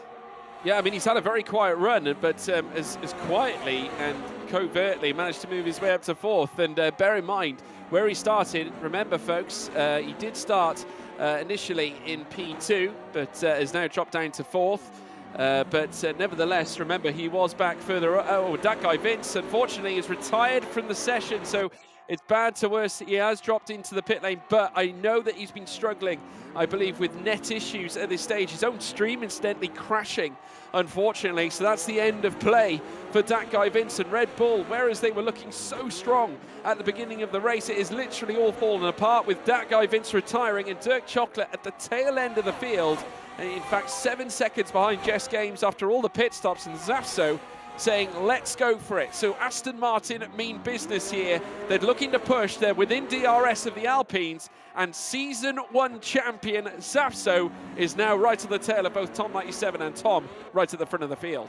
Absolutely they are, and this is going to be somewhat personal, I think, given that Tom was able to, you know, do such great defense earlier on, was able to carve their way through the field earlier on as well, at the start of the race in particular, and get themselves into this very advantageous position. But I say all that, they're not within DRS range of the Alpines, and tell you who is in DRS range of them, it is MSkyZ.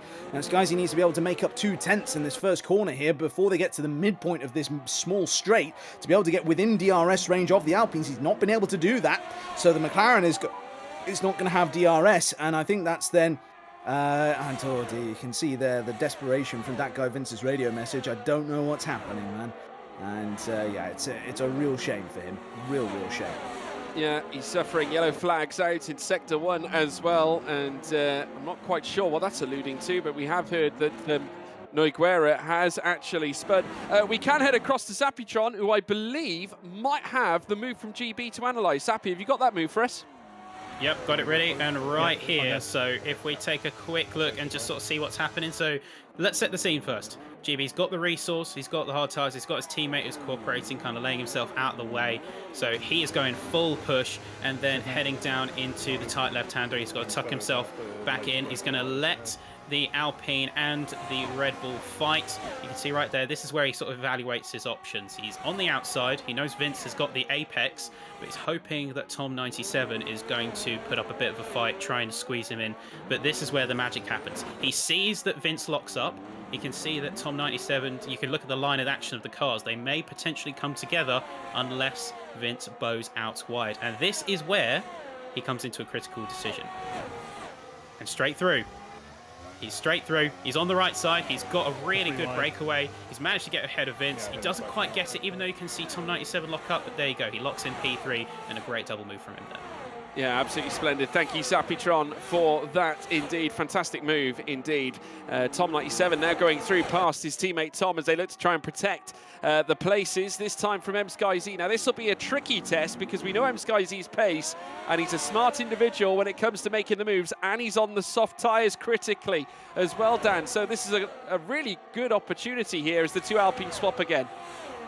Yeah, I mean, it's a good opportunity, but we've seen this opportunity before. We've seen soft tyre runner chasing after these two Alpines, and they're just too in sync with one another. They just know how to place the car behind one another and get the most out of it. And given that they've then got DRS on one of those cars that doesn't then intend to overtake the other, it's just going to make life way too difficult, I think, for mSkyZ. Though I have been wrong before. You know, it could be that they end up going on here and getting a good position, but right now, it's one of these things where, you know, they've got tyres that are however old. I mean, if we're able to bring up the tyre graphic for a brief moment here so we can see.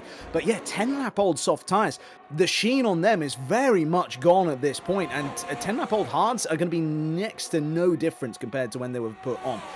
They'll be under 25% for sure at this stage. So it's, you know, it's one of these things where if he's able to take advantage, great. If he can get the car past, great. But will he stay there? I don't think he will. Well, it's a big question mark, but now's the chance. He's right on the tail here of Tom97. If he can get the overspeed, utilise the DRS at the same time. Obviously, Tom97 will have DRS on his teammate Tom as well. But the big question is, can mSkyZ escalate a little bit more out of these soft tyres? Remember, of course, still reasonably youthful on the car right now as the two Alpines look to swap, and mSkyZ knows it. He's got a full view of it right in front of him here as they now make their way through this next left-hander. Now looking to go in tandem through towards turn 2. The two Alpines once again, 1 and 2 with Tom97 out in front. Usually they tend to swap this time around as well. Team radio here from Tom, as long as he's right there with us, we're fine. And yes, alluding to the fact that they've been here before and they know exactly how to manage this type of situation. The two Alpines have done a stellar job, like we've said, time and time again, of managing this race as we go past the halfway point here in the race at Baku. It's still Tom97. Tom, mSkyZ is now 3.2 seconds clear of Zapso and GB68, who are down in 4th and 5th, with Infratic, who has fought his way through the field. Remember where he started, all the way back in 15th place.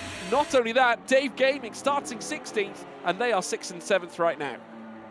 They certainly are. Yeah, very, very good recovery from those two drivers in particular. I think, just to touch on SkyZ for a second here, I think that their best strategy right now is to dump everything, get themselves into the lead, and then drop the anchors, essentially. Try and then slow up as much as possible, back the Alpines up into the Astons, and then get them to squabble amongst themselves. Because at this stage, you know, if SkyZ does manage to get the move done, which looks ever increasingly unlikely, with the amount of slides they're having now, with the tyres being much older and so on, it's, you know, one of these things where I just feel that, you know, they're never going to be able to pull away. They're never going to be able to execute the most they possibly can. Let's see what happens with the drivers ahead, says GB. Well, I don't think it's going to be very much, GB, I'm sad to say, because the Alpines seem to have their brains linked together with one another. If you've been playing a very popular RPG this year, then they both got tadpoles, if you know what I mean. Fabio. And Fabio up into P4 now.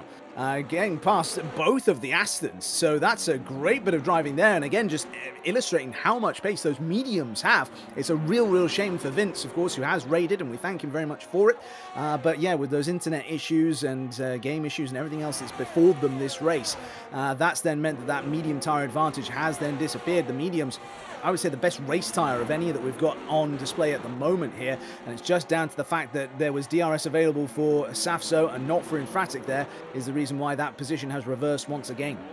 Yeah, it was quite ironic actually seeing GB68 as well referring to what goes on ahead. He should have been looking behind, because that's exactly the time when Infratic opened the door and made the move into that P5 place. And now GB, despite Safso retaking the 4th place away from Infratic, it is still the case that the Ferrari is ahead of GB's Aston right now. Through Castle they go, and still in tandem, nose to tail between them here on lap 27 of 51. Tom 97 and Tom still managing the pace levels. M-Sky-Z still operating in 3rd place, half a second between each car in 1st, 2nd and 3rd. Safso then with a gap of 3.6 seconds, with Infratic in behind as well, literally pushing him through the middle sector in towards the latter sector now as they make their way through towards turn 16, and then they'll tackle the slalom. Safso taking them through. GB just losing a little bit of time to Fabio as well, who looks a little bit more dialed in his Ferrari. We'll be looking for the DRS once again to try and room up on Safso and then escalate the overtake. Might well do this here, heading down now. Once again, Tom swapping for the lead away from Tom 97 as now Fabio opens up the door on the sister Aston Martin. Of course, he overtook them on the previous lap. He did a double overtake into turn 1. Fabio again, Infratic with an Infratic move up to 4th place. And now the prancing horse is going to look to prance perhaps in the podium positions, but has got 4 seconds to find. There we go. Tom saying, are you having fun? Most controlled race I've ever had. Well, I'm sure that it must be very good fun for him, but I think for everybody watching, we'd like to see something a bit more spicy up at the front here. It's giving me all too many Max Verstappen vibes right now with how controlled everything is at the front. But yeah, this is great to watch, especially further down the order, of course. As we can see here, we've got now Fabio trying to find a way around Safso, having been repassed once again on the run from turn 2 to 3. And this is now really proving to be a bit of a cork in the bottle for the Ferrari driver at this stage. We're seeing that everything is now just, they're pushing on as best they absolutely can, but it's just not working out for them in the end. Yeah, and all this fighting and squabbling as well is really starting to launch out that deficit between Safso and M-Sky-Z as well. 4.8 now is the gap. We've got team radio from Safso as well. Fabio's rear is on 20% apparently, which is interesting, certainly when we consider the fact that the medium tyres are on 13. Well, probably not as interesting as you may think, because they're still relatively youthful. Not necessarily surprised that they're only on 20%, unless Safso is anticipating them to be a little bit less than 20%. But if you're watching at home as well, don't forget to hit that follow button or subscribe if you're watching on YouTube, or if you're watching on Twitter, big hello to you as well. Join the conversation by using the hashtag F1 Creator Series, and that'd be very much appreciated. Infratic once again looking for the move on Safso inside line as they make their way towards turn 1. And Infratic getting the move done successfully as well on those medium tyres, and is now brushing past the 2 Astons that are currently sat in behind. 5th and 6th now for Safso and GB. And further back, Dave Gaming, also part of the fight, has actually managed to drift closer and closer to the Astons in behind, and might be a thorn in the side of GB68 very soon, as Fabio goes very defensive against Safso here as they go wheel to wheel again. Safso, of course, getting the move done prior at this very same segment of circuit, looking for the switchback as they head through in towards Sector 2 proper. Very smart move from Safso, but Infratic doubly smart to try and negate that move himself, as now once again swapping all over the rear is Safso again as they look to go wheel to wheel, though Infratic with enough in the locker to prevent Safso from moving into that 4th place. I'll tell you what, earlier on you described those tyres as relatively youthful. I think that's a good way of describing me. Oh, but then there we go. That Ferrari's now been rammed up the back. I think that Safso is going to need to get Fabio some chocolates and a pillow after that. But it's been, yeah, one of those things where that's a bit ungentlemanly for the guy driving the gentleman's brand, Aston Martin, but there we go.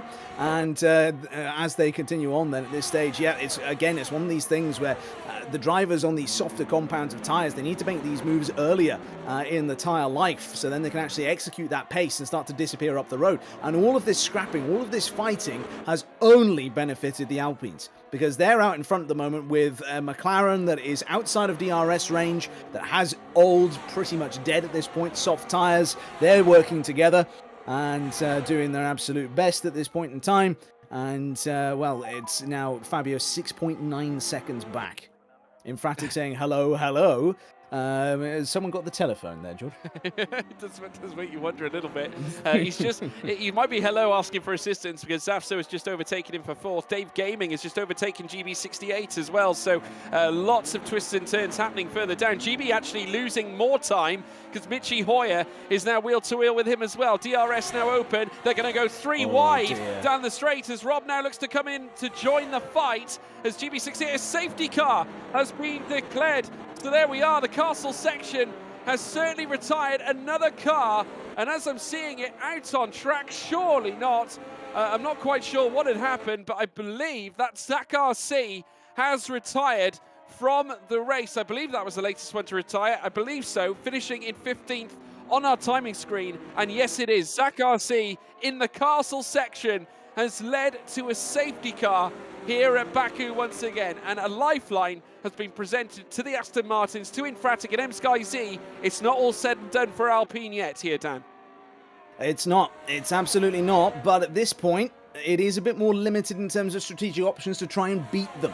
At this point, you would say that the logical thing to do is that every car in the field is going to go on to medium tyres, and it'll just be mediums to the end. Everyone will be on equal footing as far as tyres are concerned. But, you know, we've seen that when the Alpines have got inferior tyre compounds compared to others, they're still able to maintain the lead through very, very close collaboration, essentially, you could say. This, however, is going to be of massive benefit to the driver currently in 3rd place, M-Sky Z. Old soft tyres on the car at this point. 15 laps is probably about as long as they want to take those. And now the Alpines then opening up a gap to make sure that the double stacking doesn't end up hindering their race performance. They are both going to want to stop here. But as it is then, in goes Tom 97, then Tom follows. And the question is going to be here as to whether or not they still come out as 1 and 2. And whether anyone might end up deciding to stay out potentially at this stage. I don't think anyone will. There is a slight hold up there for the Alpine of Tom. Might be enough, you know, for M-Sky Z to come out in front. No, not this time. McLaren not able to replicate their 1.8 second stop from real life. And that means then that M-Sky Z is back out in 3rd place on hard tyres, interestingly. Nobody opting for a set of mediums at this stage, except for Dave Gaming. Dave Gaming, Rob, GB68, they've all elected for a set of mediums. So now, I would say... Ooh, right now, I want to say GB is going to be the race winner at this stage. Yeah, it's a possibility. I also want to say as well, El Taco Man, who pitted prior to everybody else, has actually managed to gain a few places as well. He's up to 10th as well. Pay just behind him. We will, of course, be, I think, potentially having an interview with Adam Sanderson as well, who we lost earlier on. So brace yourself, folks, as we await to bring him in. Obviously, at this stage, we have witnessed certainly a gargantuan fight. I'm pleased to say, though, that I believe Adam Sanderson is standing by. Adam, can you hear me? Yeah, I can. Totally thought I closed Discord, but here we are. How are you doing? Very well, thank you. Probably not. You're probably not feeling so good, though, off the back of what has been a bit of a tricky day. You came off the back of F2, you know, where you started on the front row in the sprint race. Yeah. Scenario here, though, slightly different. Whilst obviously the pace looked good at the beginning of quali, the race hasn't quite panned out so well. No, I mean, I thought I had pretty good pace. I mean, end of the day, I've just hopped off of the F2 cars, jumped into time trial, saw a massive difference in performance, obviously, between the F1 and F2 cars. You've got to drive them completely differently. Yeah. But yeah, my brake pedal decided not to listen to me, and even though I slammed it on and downshifted and tried to turn, it decided not to. So that was me out, and it was very annoying because, like I said, I had good pace. Like I was even catching up with Mitchie, and I consider Mitchie to be quite a quick driver, one of the quicker ones there. But it is what it is, you know. I got points in the F2 race. Unfortunately, not this one around, but I'm sure I'll be back. Yeah, I mean, your first appearance on the F1 grid this season. Of course, you weren't at China, but looking ahead, we've still got a long season ahead, so there's still plenty of opportunities for points. How do you assess this start? What do you think you need to work on? Are we talking the F1 or the F2 season? I'm assuming F1, correct? We're F1. We're on an F1 broadcast. Let's talk F1. I was going to say. Okay, well, what I need to... on Wednesday, I'm getting a new rig, and I'm finally going to be able to put my new pedals onto that. So hopefully that will get rid of that issue. But in terms of my own performance, it's just going to be a matter of making sure I keep practicing the F1 cars more than I do the F2, you know, making sure I keep them 50-50 so that if I do get called up to this race, I know what to expect and know how the car's going to handle under myself. Well, I tell you what, we look forward to seeing it. Adam, thank you so much for joining us, my friend, and we wish you all the very best, and we look forward to seeing the new rig in action as well. 100%. Thank you very much. Cheers, guys. Good luck. Thank you, Adam Sanderson, everybody joining us for a quick interview. Great to hear from him as well, and just alluding into some of the technical aspects of the game too. We've got Tom97 saying, I had to use battery to fight people, so the big questions are being raised now, Dan. Has he got to try and recharge it? I mean, if he does, then I'd imagine that's already done. I mean, during a safety car period, it tends to be quite easy to be able to regain the state of the charge in these particular cars. It's something which, you know, is a valuable asset within your arsenal, but so frequently, I think the point that Tom is making there is that, of course, you know, he's got such a pace advantage over the field usually, he doesn't really have to use ERS at all. So to fight people with it, and there's a reminder of it, you know, he's under pressure. There's, you know, drivers out there who are giving them a good fight here today. And, you know, that includes his teammate, Season 3 champion, and of course not a champion by accident is Tom. And so the idea that, you know, they're going to simply just sit there and allow him to push on, well, you know, that's not really the case. But as it is, then we're going to get some glimpses to what the future may hold, because now we've got safety car in at the end of this lap. It will peel away that Mercedes AMG, and then we've got Alpine, McLaren, Ferrari, Aston, all on hards.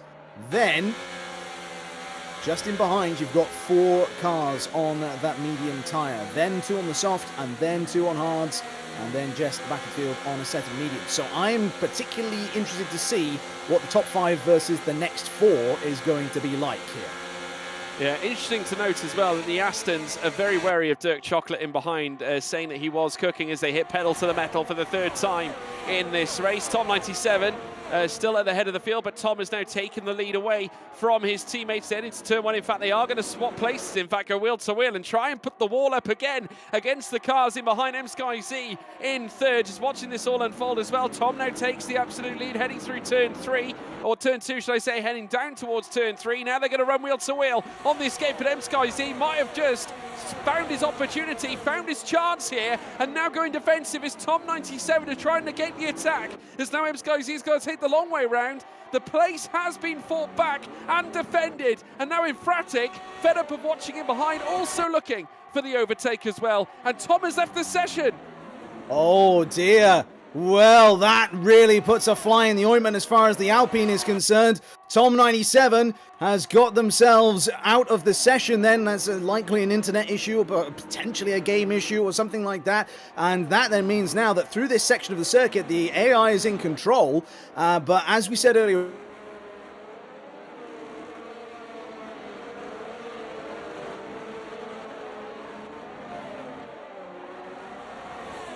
getting the hammer down, GB68 has been able to get themselves up the order here, into P6 now, the head of those on the medium tyre. They've got their teammate ahead, so they shouldn't be fighting them too hard, unless, of course, there's an opportunity that presents itself to get back past Fabio.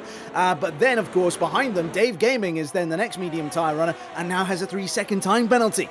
So that is going to be of major discomfort to them. But I tell you what, the one who's really under discomfort now is going to be the 2 Alpines. No longer can they work together, because now Tom97 is out of the session to all intents and purposes.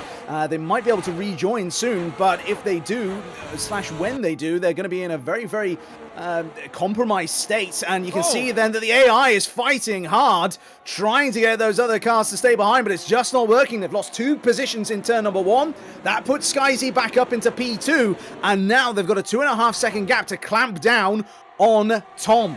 And Tom, of course, no longer has their wingman. Yeah, and Tom is exposed here at this point as well, as now we see Tom 97's car going defensive inside line for GB68 as he now tucks it through. Here at turn 3, opens up the door. Safso looking to join him as well. Wheel to wheel, in comes the House of Dave Gaming. Also looking to try and move up. Tom's AI now. Really causing chaos as now we see Michi Hoyer as well taking full advantage. It's absolute carnage chaos. You've seen it here first. Lap 34.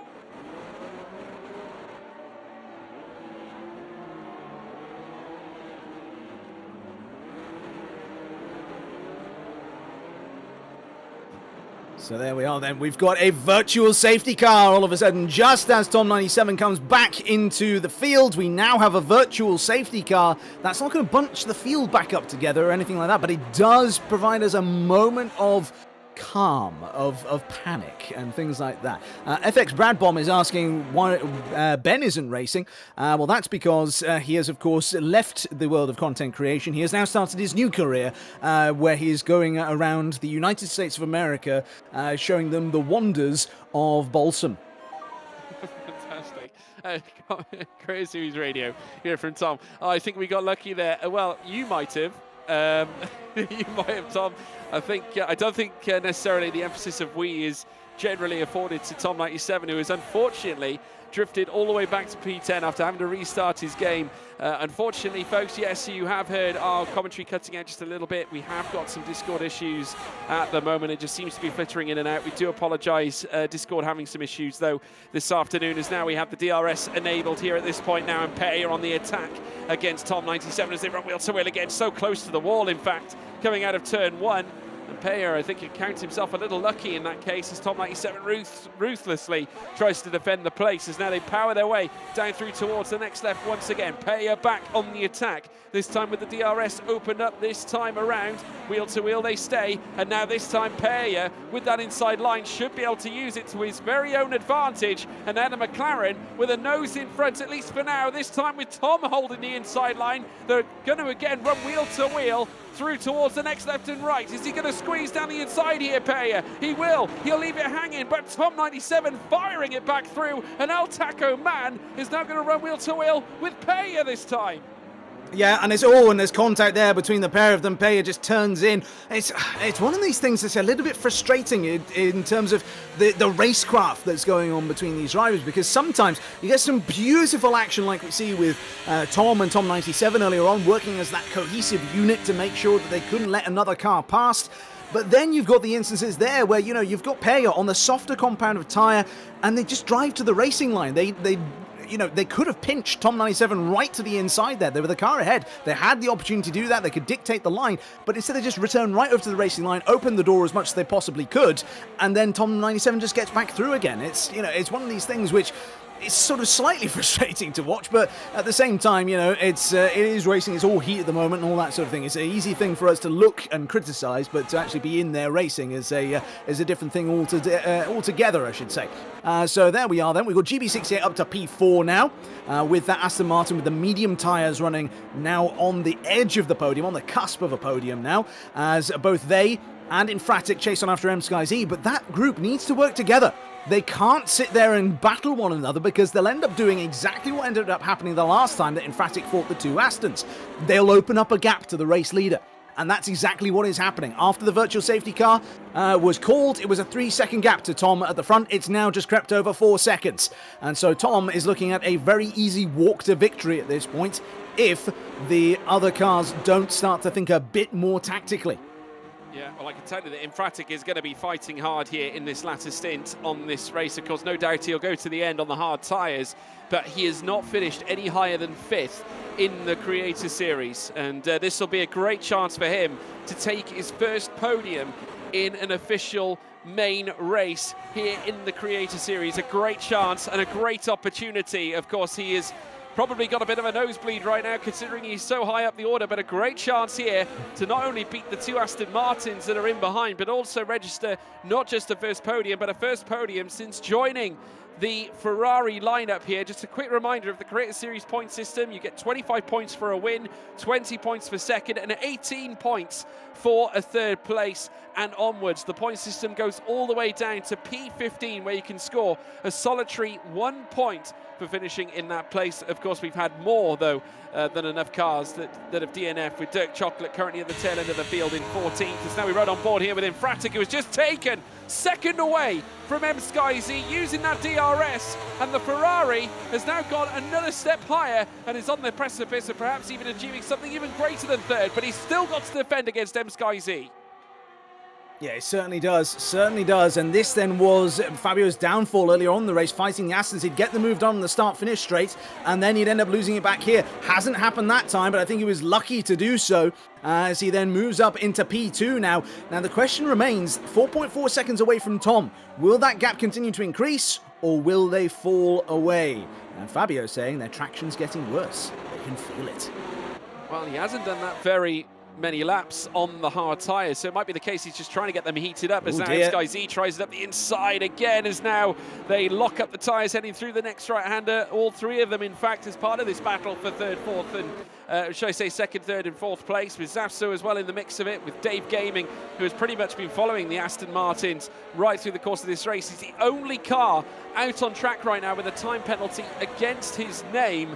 Of course, there are a couple of drivers that, well, quite a number of drivers, in fact, that do have 2 warnings against them. Rob has got 2 warnings, as well as further down, Michi Hoyer with 2 warnings. Peya with 2 warnings as well. Al Taco Man also with 2 warnings against his name. So there could still be a few more penalties to be added at this stage, though. Right at the end of the field, Tom has not even had a single warning against his name whatsoever. MSkyZ with 1, as now we see the cars head through the latter pass on this lap. GB68 now going for the move for third here this time around with the DRS open. He might have a chance at perhaps attacking MSkyZ as well. Another double overtake heading in towards turn 1. Inside line for GB68 does take P2 away, but just look at the gap between the leaders and P2. It's now stretched to 5.7 seconds.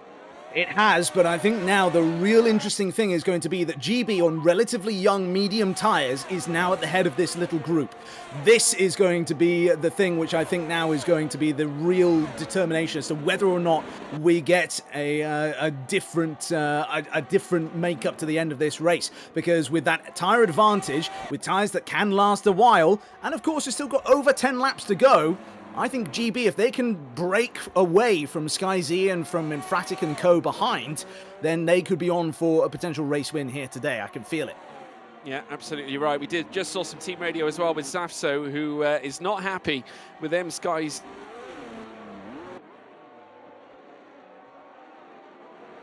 circuit. I believe it might have been at turn 1 incidentally, or might have been later on in the first sector. But GB68 currently holding on to that P2 spot, needs to try and keep SkyZ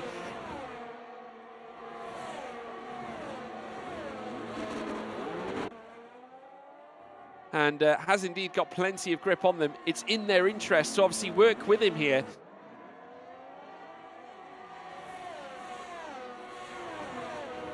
Final laps now on this, well, certainly in this race at Baku. Lap 38 of 51, and Tom is taking them round. Soon it will become lap 39 of 51. And with Tom currently sat in front, GB chasing him down. Tom has just crossed the start-finish line to commence lap 39 now. GB68 with enough of an advantage. MSkyZ not actually, in any case, able to make the move heading in towards turn 1, which could be significant as we make our way through the rest of the race. Absolutely, yeah. I think that GB just needs to get his head down now, push on as hard as he possibly can, and as difficult a thing as it will be to do, he's got to just not look in his mirrors. He's got to just try and do the absolute best he can to just push forwards and take the group with him if he can't break away from them. As round the outside of Safso goes Dave Gaming. Great move there from the Haas. Yeah, fantastic move there from Dave Gaming. 3 seconds, though, applied in terms of time penalty. Safso's going to be frustrated again. So we alluded to the fact that we saw the team radio for Safso earlier on. That obviously stated that he was questioning why MSkyZ made the move that he did on him earlier on. And now this time he's had to watch Dave Gaming go up past him this time around. GB68 now starting to lodge a little bit of a gap between he and MSkyZ in third. The gap now stretching out to 7/10, so GB on the push. But what I am looking at is the time deficit between he and Tom, as Rob now picks up a 3-second time penalty. I alluded to the 2 warnings he's received, and he's got 1 more, which has now made it a 3-second time penalty for him. Absolutely, yep. And, you know, it's unfortunate for them. These things do happen in the course of racing, but when everyone is so tight, when everyone is so close, it can just be an awfully difficult thing to then try and maintain your place. Now, as it is right now, we've got, of course, MSkyZ chasing on after GB, but this gap is improving. It is getting larger each lap, and so the advantage of the DRS is being nullified further and further still by GB. He just needs to have another couple of really good laps, and then he'll have broken DRS. He'll then be leaving that group behind to fend for themselves, and he can then fully focus on chasing after Tom. That gap is coming down. It is coming down. 5.7 now. Now comes out at 5.6, and now into the pits comes Perrier, and changing onto a new set of tyres. Incidentally, looking at our timing screen right now, looks like it's new softs on the cards here for Perrier, so he's going to be finishing quickly here at the end of this race, but no doubt it's not going to negate what's going on in the top 10. No doubt those mediums will make it to the very end of this race.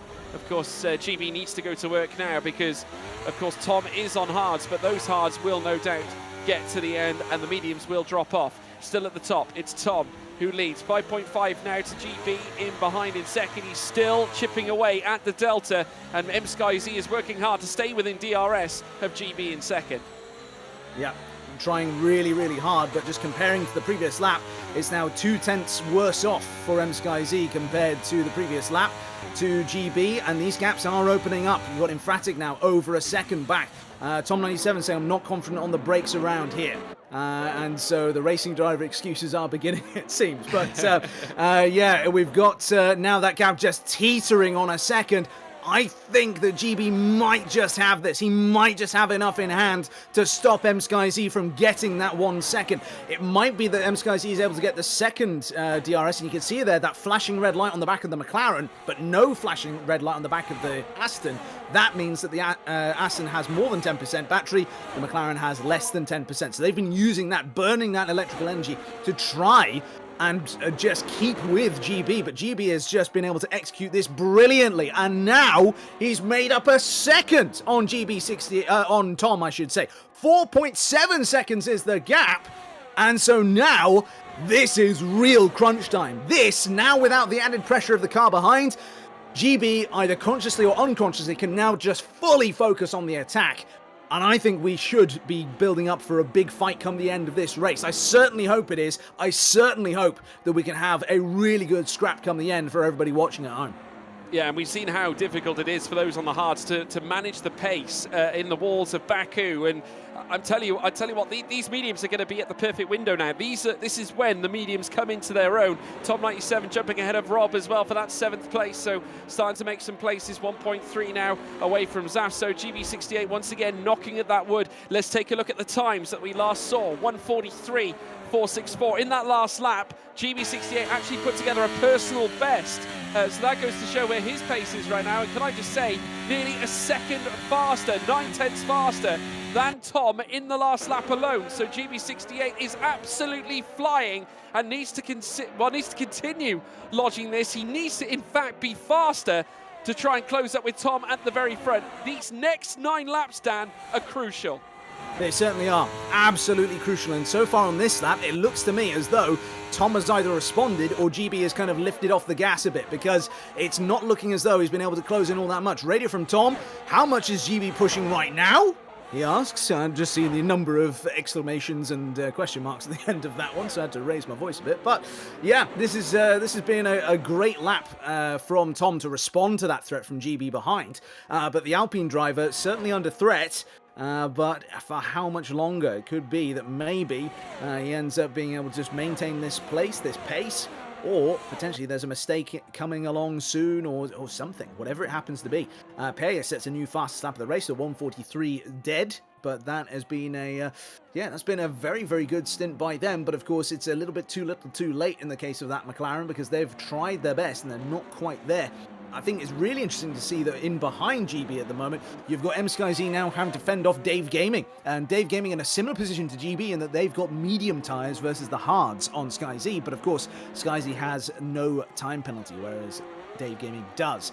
The other big threat then in that fight there is Safso. If Safso is able to take advantage of all that's going on around them, And the advantage, of course, in the form of the time penalty for Dave Gaming. If SkyZ is caught unawares, then it could be that we're looking at an Aston 2-3 with Tom in the lead, or potentially, if GB is able to get a bit of a push on and start to bring that gap back down again, then we could end up seeing them in a really, really good spot to go racing come the end of this. Yeah, well, I can tell you, folks, as we now see Zafso trying to plummet after Dave Gaming, the gap's now fairly minimal. GB68, I can tell you, unfortunately, that Tom has indeed responded. That last lap previous, the gap was only around 0.2 of a second. So Tom doing brilliantly to try and withstand the pace levels, even with GB gaining, but there's just simply not enough window, as now we're seeing Dave Gaming launching up the inside of MSkyZ, and Zafso watching it unfold, might look to try and sneak away through past the McLaren of MSkyZ as well, but this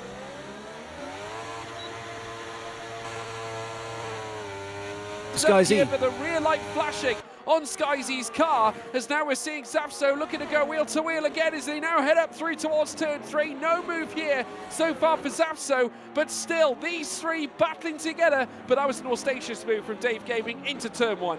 It certainly was, yeah, very, very good move. Late on the brakes, just gave enough space to make it all, all equal and all said and done. Tom97 saying, "I'm not flying, Fabio's pulling away," as he says there. So that's an interesting...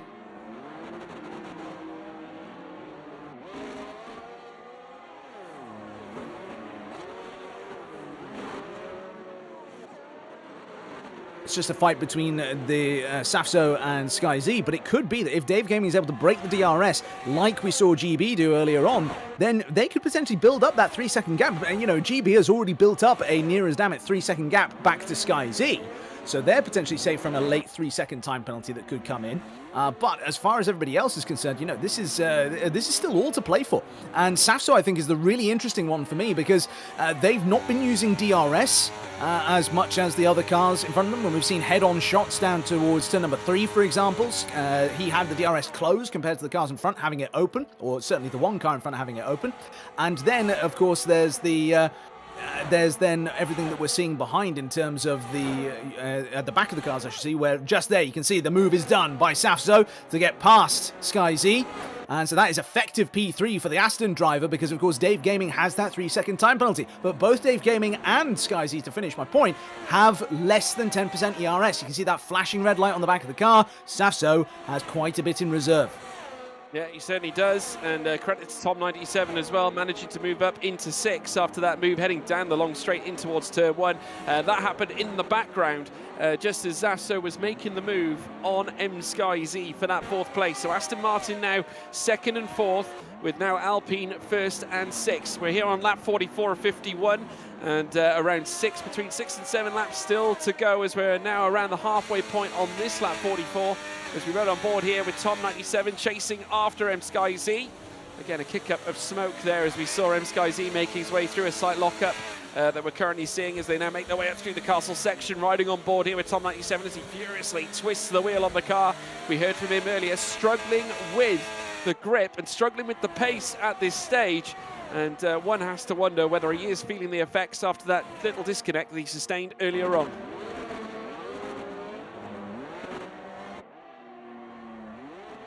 Absolutely. So in terms of this fight then, it's still very interesting at this stage. We've got GB. He's now lost ground to Tom up in front. He's made a mistake somewhere around the lap because he's lost about a second to Dave Gaming as well at the same time. So yeah, it's not been the absolute greatest of laps for GB68, and it's a real shame because I think if they were within that sort of DRS range of the car in front, they will... Please, not yet. Please, come on, it says Infratic. I'm not sure whether that's the race that's going on or whether they've maybe heard about a new, actor has pulled out of the DC universe or something like that. But it's, one of these things where we've got Tom97 then trying to charge the way back through the field. And it's an interesting thing to watch. But of course, passing is one thing, catching is another.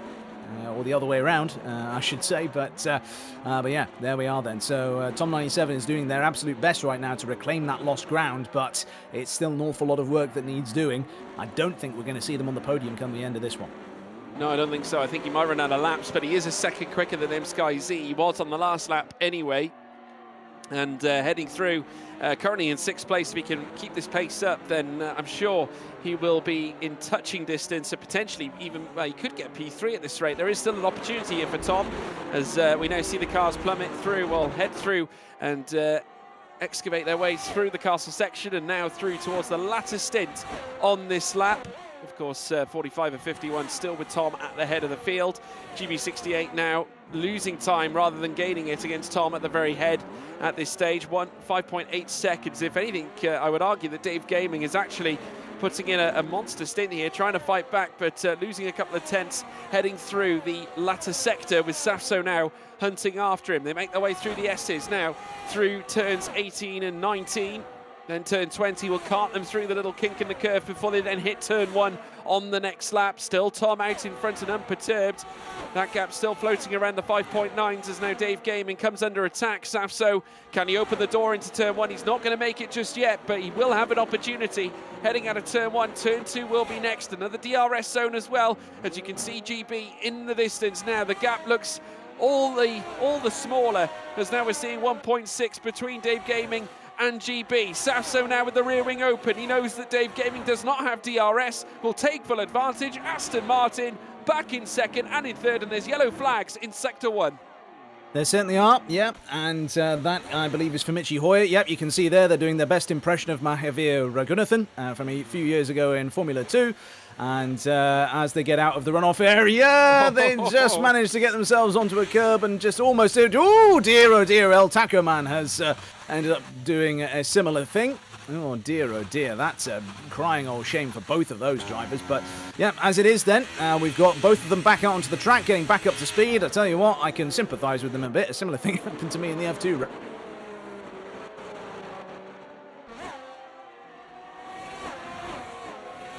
about later on. Safso then is in an outright third right now, so they are doing a very good job. I can tell you, I can update you actually, having just seen it on Safso's stream. He's got tyres that are still...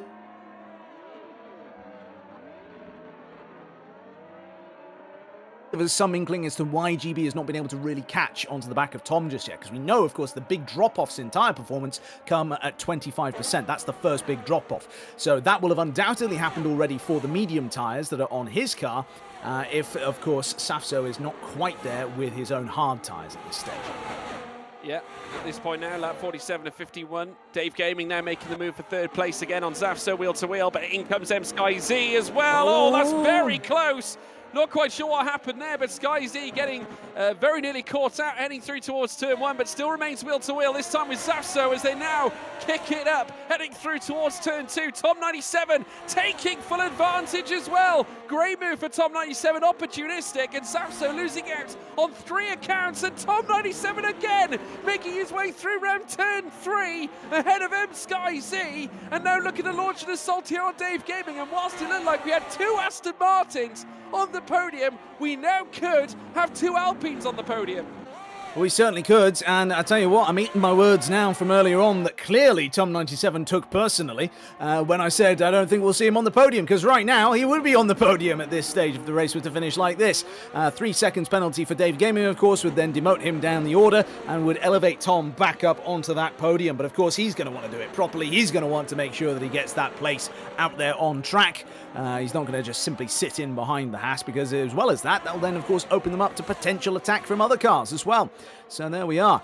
Now, as we go down into that last section of the old city then, they go down now back onto the modern part of the circuit, the big long straights that come up here, of course, and then you've got the last proper turn on the circuit. Last time you need to brake, certainly, anywhere on the circuit. And now then we go up and through the S section. Now, at this stage, of course, if they had medium or soft tyres on the car, then, well, I would imagine that this would be a slightly more painful thing to go through that section of the circuit. But as it is right now, they've got tyres which are hards. They are about 25% worn at this stage, you would have to imagine. And so that then means that they are perfectly safe as far as any potential wear is concerned.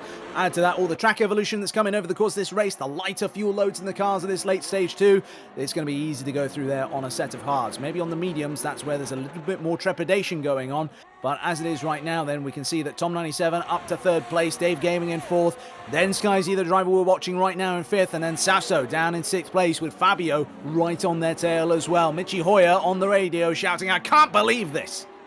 Yeah, Michi Hoyer having a really bad day at this stage as we're watching the cars make their way around the middle sector. MSkyZ operating in 5th place, Dave Gaming still in 4th and starting to lose time here on Tom97.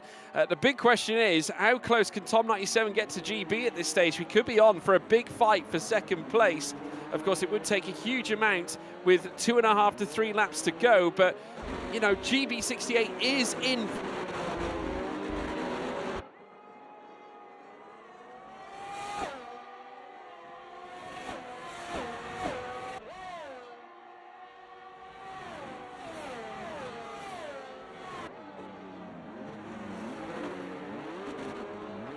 Still GB in 2nd. Tom97 still on his tail, 2.1 away from GB. And that place is starting to, well, it's starting to be drawn out at this point. 2.1, remember that was 1.8. So maybe Tom97 not necessarily thinking of the P2, at least for now, but we'll need to try and muster in the time. So be very interested to actually see where the deficit lies after these laps are concluded. Tom, though, out in front, home and hosed. Though the gap has come down again. Remember, that was 5.8, it's now 5.1, and this is the difference in terms of tyres. MSkyZ, 15 to 17% only on the fronts. Spun up a little bit more on the rears. He's got better tyres than Dave Gaming, so no doubt there could be a big fight between those two later on as well. But GB starting to launch into the deficit between he and Tom right now, despite being on mediums. Unfortunately, given this stage of the race, it could be Tom lifting off and just protecting the win here. Do you know, I'm not sure. I'm not sure I agree with you. I think that at this stage, Tom's tyres have gone over 25% on the rears, and then that brings GB back into a sort of a level playing field, if that makes sense. It then means that his tyre advantage from earlier on comes back. Essentially, the tyres go through these sort of different stages of degradation, where at some points of the race you'll be slower, some points you'll be quicker, and so on and so forth. And, you know, if you've got an offset like softs to hards, then of course you'll never find that the softs will be in the sort of the second phase of degradation at the same time as the hards, which is why they just drop away so much. But the mediums, around a circuit like this, where you can protect those rear tyres if you just drive the car well, it can end up resulting in good performance. But I think the real problem that GB has got now is not closing down the 5-second gap. It is instead making sure that they keep the Alpine of Tom97 outside of that DRS range. But at this stage, I mean, it's almost like he's playing with realistic cars and he's driving the Red Bull and everyone else is driving just something else, is Tom97, because he just seems to be gaining so much time over everybody. And it's a real big question as to where on earth this pace was lying, because, you know, earlier on in the race, they were there with their teammate, with Tom. And of course, yes, they were working together, but it never seemed as though they had an enormous advantage over everybody else. And so, you know, it's suddenly come alive in these later stages here, and it's a really, really interesting thing to see and to watch. But right now, it's going to be the thing where this is the stage where, you know, GB is now safe for another lap, essentially. Yeah, I think so. Looking on paper now, incidentally, Tom97 was faster than GB in that last lap by approximately 4 to 5 tenths of a second. So a great chance here for Tom97 to sort of lunge his way through. Of course, GB currently sits 5.3 off the top, but that is no longer the concern. The concern is the 1.4, should I say, that separates Ps3 and 2, with Tom97 really trying to go to work on it. He's broken into the 1.3s now. Will it continue to fall? It certainly does. It drops into the 1.2s, and it is still cascading downwards. If he gets within DRS, it's a huge chance here for Tom97 to gift Alpine a 1-2 here at Baku, like they had at the beginning of the race prior to the disconnect that Tom97 suffered earlier on. This is a very, very key run in this penultimate lap of the race. The next lap will be the final one, and with Tom now careering further and further away, Tom97 is going to work in view of tackling the deficit between he and GB, but ideally he needs DRS on this straight here, Dan. Ideally he does, and ideally he would want to get it on the next DRS zone as well, but it looks like he's not going to have it on this occasion. You can also see it. Look at the dashboard of that car. The battery is so depleted it might as well not be there. So I think that Tom 97 has played the hand a bit too early here. I think that GB, from the small tiny pinprick we can see in the distance of their car, I don't think that's got a flashing red light on the back. I think he's got ERS to play with, whereas you can see there on the back of the Alpine, none whatsoever. You can see now, yeah, into the dashboard there, and there is a little bit more, but not an enormous amount for GB at this stage. He's protected from DRS attacks once again. It looks as though he's got a car that is quicker in a straight line than Tom 97 as well, so he'll be protected down this straight. The main difference is going to be what then ends up happening as they get into the final part of the lap. But, of course, the main concern, I think, for the Alpine team is not going to be whether they finish second. It's going to be when their car has the win here today, because I think that it's coming soon for Tom. Yeah, well, Tom 97 certainly seems to be conceding the fight here. He does not have the battery, is what he's saying. He has broken to within DRS, but it might be too little, too late at this stage as he now pushes the Alpine and the Aston Martin in front of him around the latter stages of this lap. Dave Gaming now 2.3 in behind.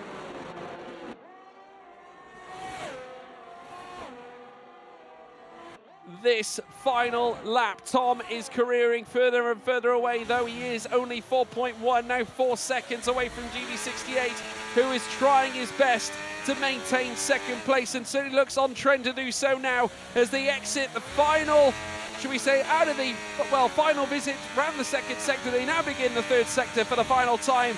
Tom, though, at the front of the order after a stellar drive. It has certainly been sensational. He is now about to take his third win in the Creator Series, as well as a 33rd top 10. It's another podium for Tom the Bomb. He wins at Baku and now returns once again in Season 5 on the top step of the podium.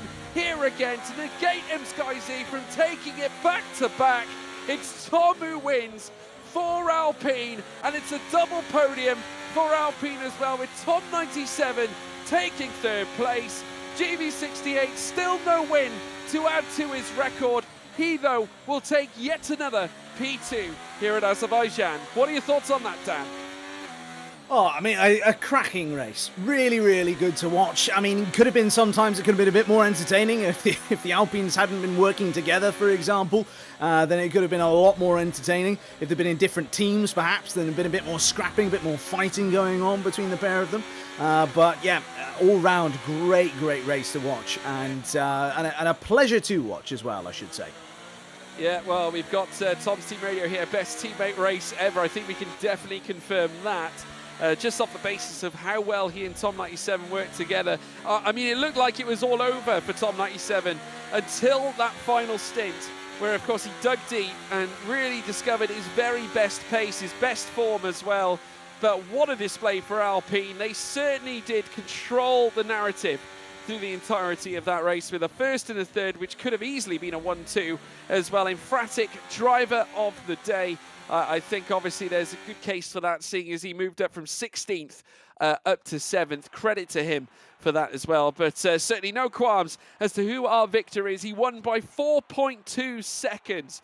Tom 97, unfortunately, finishing third behind GB68. But Tom the Bomb is certainly at the top of the helm of Baku here this time around. And incidentally, he is our 4th different race winner at this circuit. His former teammate Rasin Chai won it back in Season 3. He was the last winner to successfully take the dub here at this track. This time around, though, it is Tom who takes it out on circuit. We'll take you through the full results as well. Tom is your victor with GB68 in second, Tom 97 in third place with MSkyZ in fourth, Zafso in fifth, Dave Gaming in sixth place with Infratic in seventh place, Rob finishing in eighth, Peya in ninth, Noiguera in 10th place with El Taco Man in 11th, Michi Hoyer 12th, Just Games finishing in 13th, Dirk Chocolate, it wasn't to be despite the superb efforts in qualifying. We then, of course, lost Zach RC, who unfortunately DNF'd towards the end of the race. We did lose that guy, Vince, B. Roy, Adam Sanderson, Beaver Sama, and Curbs very early on. But there we have it, folks. Outrageous. And what a race. I mean, a bit outlandish. There were a few things that happened through the course of the race, obviously, that obviously changed a few things up. Safety cars came in, things of that nature. It was very much Alpine in control, though there was a shaky moment where Tom 97 did lose it due to the disconnect, Dan. But he did really well to counter it and ultimately still achieve a double podium for the Alpines. Yeah, absolutely. Alpine having a really, really good race as a whole. I mean, especially for Tom, after qualifying in not really a fantastic position, I suppose you could say. I mean, if my memory is correct, he was in P5, so not, the worst position in the world, possibly P6 as well. But really, really good racecraft, good race management, good first lap, as we expect from Tom. In this series and in any racing that he does, really. Very good on the first lap, very good at being able to judge where to place his car and to be able to move forwards as a result.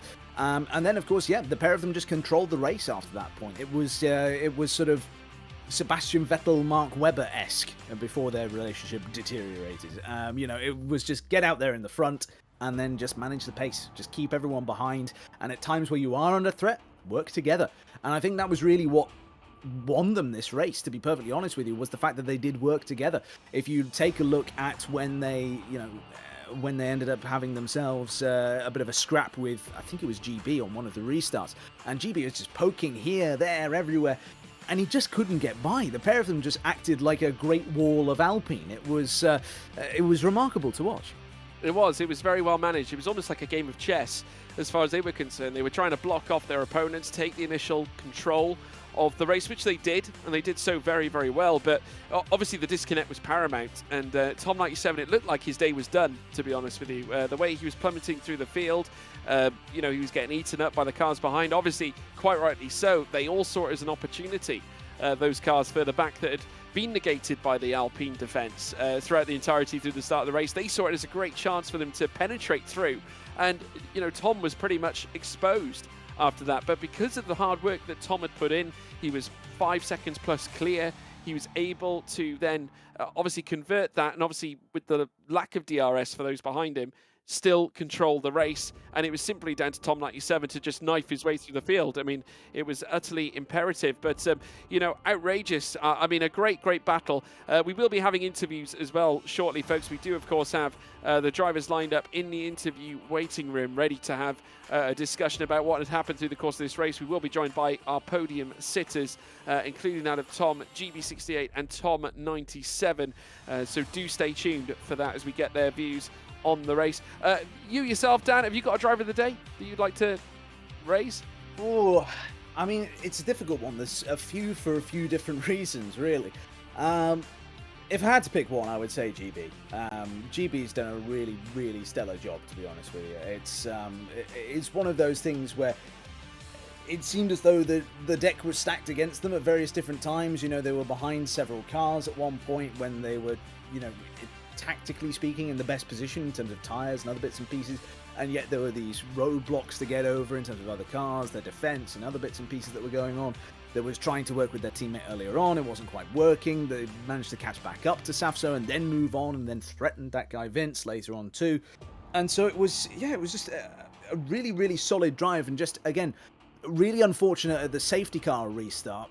They weren't, in that same area as sort of as Tom 97, and then as MSkyZ, who was up there in P3 at the time as well. If he'd been in P4 as opposed to all the way down P6, 7, wherever it was that he was, then he could have really mounted the challenge for the win there. He wouldn't have let Tom get so far out in front where he could then just manage that 4 or 5 second gap, I feel.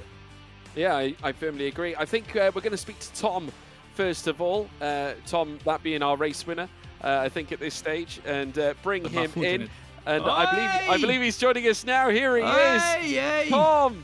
We've got Dirk's camera at the moment. We need to get that changed. Yeah, hang on 2 seconds, guys. Bear with us. We'll see the great man himself very shortly. Here he is. Tom has joined us in the commentary box. Yes. Welcome, our race winner. Hey, Tom, I mean, what a drive. I think, to be honest with you, in terms of, I suppose, team performances, there's got to be one of the greatest ones we've seen in the Creator Series. Alpine pretty much dictating what was going on right through the entirety of the start until Tom 97's disconnect, which caused a few problems. Yeah, just talk us through it, my man. Talk us through Mate, honestly, I mean, I thought I had the best teammate I could ever have in the Creator Series with Raisin, right? We were Raisin with Raisin.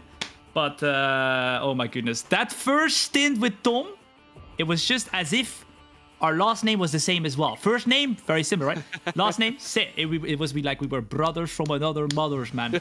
Crazy. Honestly, the best first stint or best teamwork I've ever seen in my life. Crazy. Well, it was the tale of two Toms. It was the tale of two Alpines. Two vastly different stories, though, in the sense that you were able to consolidate the lead, right through to the end of the race. Tom 97 had a different route, though. He had to almost fight his way through. Were you in constant communication with him right through? Was there discussions being made? It was like, you go, I go, you go, I go. It was crazy. It was crazy. It was like, we were saying car brand names. Toyota, I go. Crazy. Yu-Gi-Oh! It was like communication to the limit. It was nuts. It was crazy. You can see I have a shoe right here. I told them, right, stupid chat. They keep telling me, Tom, do a shoey. I said no, the shoe is moldy, but I think they have persuaded me now to do the shoey in a bit. So, are you going to do it live here? Or are you going to do it? I mean, you know what? I've got some champagne, right? Look at the champagne. No time like the present. That's some really impressive champagne. That being said, though, you can't call that champagne because it's not from the Champagne region of France. No, it's from Cristalline champagne. Oh, I see. Okay, my apologies. From Louise. Louise has made it. All right, let me put some in. You can see right here. Right. Here we go. Are you watching, everybody? Look at this. It's special. Oh my goodness, champagne. That's a lot. You see you see it? It looks a little flat, Tom. It looks a little flat. Oh my goodness, that's a lot. That is a lot. All right. You ready? Right. 3, 2, 1, go. And it's lights out and away we go. Oh! Wow, brilliant. It's going here. It's going here. What? Are you sure that's not sweat? No, it can't be. No, it was an easy run, man. It was an easy run. Jeez, what? Do you want to show us the other armpit there, Tom? yeah, show us the other arm. Oh, it's gone there too. Jeez, crazy. Oh my god, that's crazy. Oh my goodness. Outrageous. I mean, look, we've got Tom 97 here as well. We might as well talk to you both together in this instance. I mean, what a race for Alpine, first and foremost. Tom, you had a different kind of experience to your teammate who won here. You had to fight back from a disconnect. Just talk us through your viewpoint on what was going on. Yeah, it took me a second to realise it, in hindsight. The sooner I kind of realised, I wish I'd left the game sooner, restarted my game sooner, and I would have had less work to do, but just fell short at the end. GB had too much battery for me to fight back. So, I'll take a P3. I was happy for Tom to win. I wanted him to win anyway because he was such a good team at that race. He deserved the win. Well, thank you, mate. His pace was good as well, by the way. Sorry, Tom. Say that again. Sorry. And his pace was good as well, by the way. Fully well deserved. His pace was no money. He's brushing the shoulder. Fantastic. I mean, listen, what I want to ask now as well, because obviously there's high hopes now for Alpine. From that performance, you've got to go on and do something a little bit special this season. I mean, Alpine have got a good record in this series. I mean, looking ahead, Tom, what's possible? What are we looking at here? Championship? I mean, I'd like to get something else other than a P3 first. That's 2 P3s in a row. GB's done me twice, so one step at a time, George.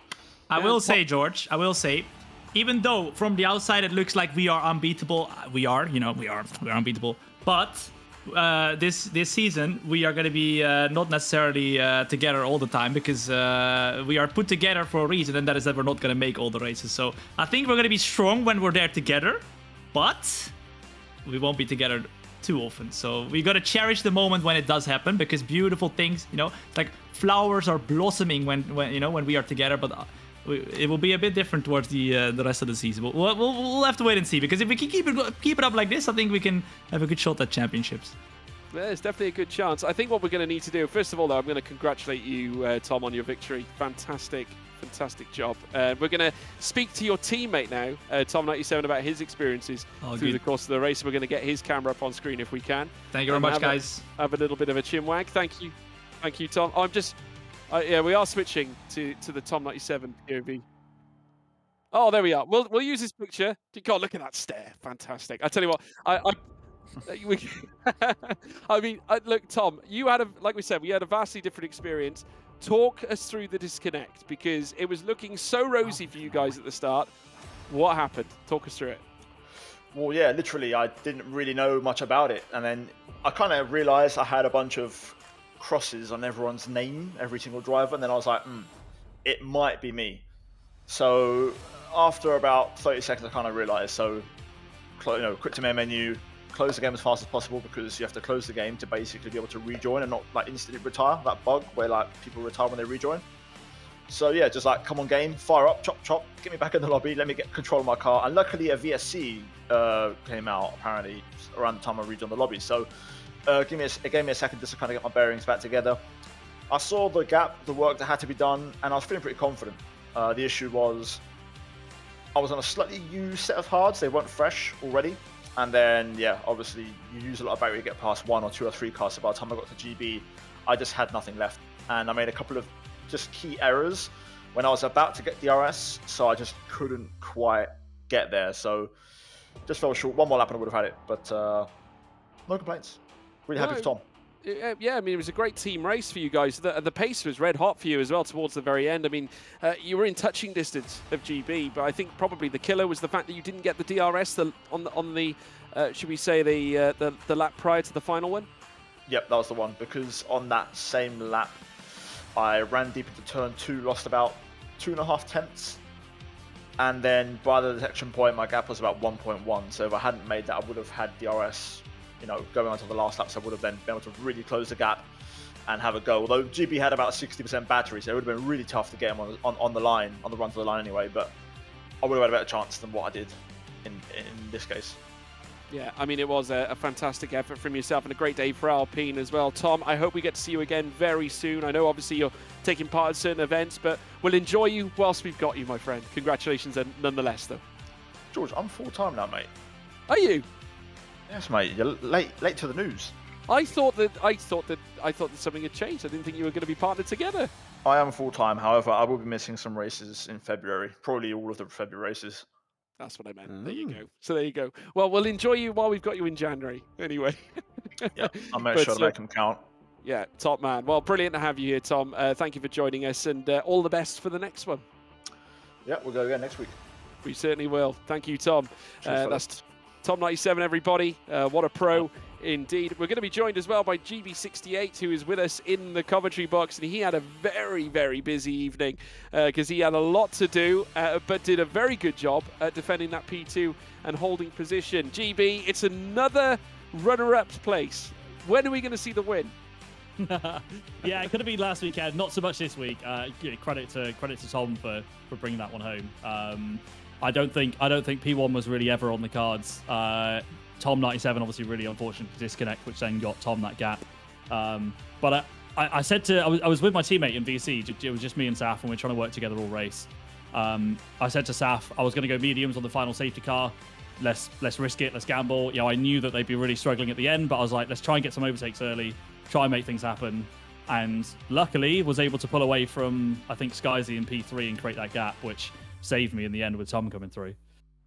Yeah, I mean, obviously you had a very busy early start to the race. Your teammate Zafso looked to be breaking the DRS on you. Was there some communication there, some decisions that had to be made in order to, help keep you where you were as well? Because it looked like there was a bit of team interplay going on between you and your Aston Martin teammate. Yeah, so we were obviously working together, but in fairness, when I was making a lot of mistakes in the first half. I think I was saying to my chat just then, but for anyone that doesn't understand how Baku drives the track, it's one of those really low grip tracks on this game where rear tire wear is massive. It's quite heavily offset from the front tire wear. So we compromised both of our setups to put a lot of understeer in the car to try and manage the tire wear, thinking that would give us really good long race pace. I don't think it really worked. I think I was just struggling, to be honest, through the corners. So yeah, Saf just had really good pace. There was no, me, backing off or anything like that. He was rapid, and unfortunate for him in the end that obviously got jumped at the end for the podium. Yeah, we're looking ahead. You've had a good start to obviously a good start to the season, and I think obviously still very much in the championship fight. I mean, it's not without question that you have a great chance of taking the title. That first win has got to be just around the corner, right? No, I keep saying it. It's got to be, surely. Yeah. I mean, I never doubt my own pace. I know it's possible, but Creator Series, sometimes you need things to fall your way in certain moments. like I said, I don't really think I could have done anything different in hindsight. I still closed that gap to Tom in the end, which I was happy with the pace. But let's see. I mean, depending on what you guys, the viewers, vote for next week's race, we could be cooking or could not. Any thoughts? I mean, are we going to see a Monaco maybe? Who knows? I mean, we've had one street race. Why don't we have another? I mean, we could have a trip around Monaco. We haven't actually been around Monte Carlo that often, I don't think. I don't think it's actually featured on the calendar that often. So you never know, twisting the tail. We could yet see it. But I mean, we had it once. We had it once, I think, and then there was a safety car bug, so we never did it again. But I'm told that is fixed for this game. So who knows? Maybe. No excuses. No excuses. Yeah, exactly. Could yet go to Monte Carlo. Let us know in the live chat. Obviously, you guys get to get involved with that. But yeah, GB, what a start to your season. We're looking forward to seeing you back again. No doubt you will be back in the podium places. Your pace was red hot today. Best of luck next week. Cheers, George. Cheers, guys. See you next week. Thank you, GB. GB68, everybody, from Aston Martin. Great to have him on board with us as well. And that brings us towards the tail end of our show. But I want to say a big thank you, first of all, Sapitron. Sapitron, give us your insight. Talk to us. What was your probably most favourite moment? What was the sketchiest moment? What was, should we say, the most, controversial moment? Ooh, oh, that's a proper trilogy of that kind of moments. I don't know. There's a lot to break down for this race. Obviously, we had a few drivers who sort of binned it out. I think the sort of most controversial was Adam Sanderson for me. It looks like he was on good form. He was just trying to catch up to the SCQ, and then he just went off. Although close second, Michihoya going off in the same way, in the same place twice. Although he's told me he's going to make some good content out of that. So he seems more happy than anything else. I really got to tip the hat, though, to Tom97. He was down on his luck. Of course, he had the disconnection. Also, while we're on the topic, Vince, really do feel for him. Apparently, his ISP cut just without warning, a fault on the line. But yeah, the Alpines in general did amazingly well tonight. Tom97 in particular with that massive recovery drive, the great resurgence up to the P3. The race was chaos, but those Alpines, they were steadfast. They did not move whatsoever. And even then they did move. It was outside of their control, and they pulled it back amazingly well. Yeah, they did a fantastic job. And for you, Daniel, I mean, give us your verdict as to what we saw during the course of this race. What was your biggest moments that we can record? Biggest moments. I think. Well, I mean, our producer Rob has put a very good one in. The Maginot line that was formed by the Alpines was a pretty good one. That constant battle, and the fact that it was clean as well. When you saw GB getting involved and Skyzy at other points and Vince early on in the race too, it was just clean, fair racing that was just very tactical, which is very good. And one of those things where ultimately, an extra car in that fight would have then leveled the playing field. Then the Alpines would have had too many to deal with, essentially. But when it's 2 versus 1, it can be a bit easier. Not easy, but easier to be able to manage and maintain that advantage that you have. So, for me, that's got to be one of them. But I also think that the qualifying performance of Dirk Chocolate, I mean, that requires taking a bow. Mm-hmm. Yeah, I'd agree with that. Of course, folks, it was certainly a special race, to say the least, and we witnessed, obviously, some immense results. And just with that, whilst GB68 is still yet to claim his first win in the Creator Series, he is P1 in the championship and has enlisted 42 points to good measure as well. MSkyZ remaining in the top 2, second now, after finishing where he did lay claim to 16 points, of course, and Tom now down into third. But you guys can get involved as well by, first of all, making sure, if you're on Twitch, by the way, big thank you to each and every single one of you for tuning in. Please make sure you hit that follow button, and also make sure you share it around as well. Get involved in the Creator Series. If you're watching on YouTube, hit that subscribe button and also the like button, and stay up to date with everything going on at the Creator Series. You can also check out as well, links above, you can see the tags, F1 Creator Series on Instagram and Twitter, or also known as X, as well as TikTok, where all the clips and the different content pieces get uploaded as well. If you want to check me out, you can, at George Morgan TV on Twitter, Instagram, and TikTok. Dan, where can they find you, good sir? On Twitch, you can find me as twitch.tv// Daniel Gilligan. I don't know why versus came from there, but there we go. And on Instagram at DA Gilligan. Well, there we go. And Zappytron, you yourself, where can they find you, sir? Best place to find me will probably be on Twitter, or X as you say, at Sapitron, and same goes for Twitch as well. Well, there you go, folks. That has been the racing. We're going to now stand by for next week as well. Thank you, each and every single one of you, for tuning in. It was the turn of Tom and his teammate Tom97 to take a double podium for Alpine in truly dominant style. Will they do it again next week, or will it be GB's turn to take a race win? We'll find out next week, folks. We'll see you next time for the Creator Series. Goodbye.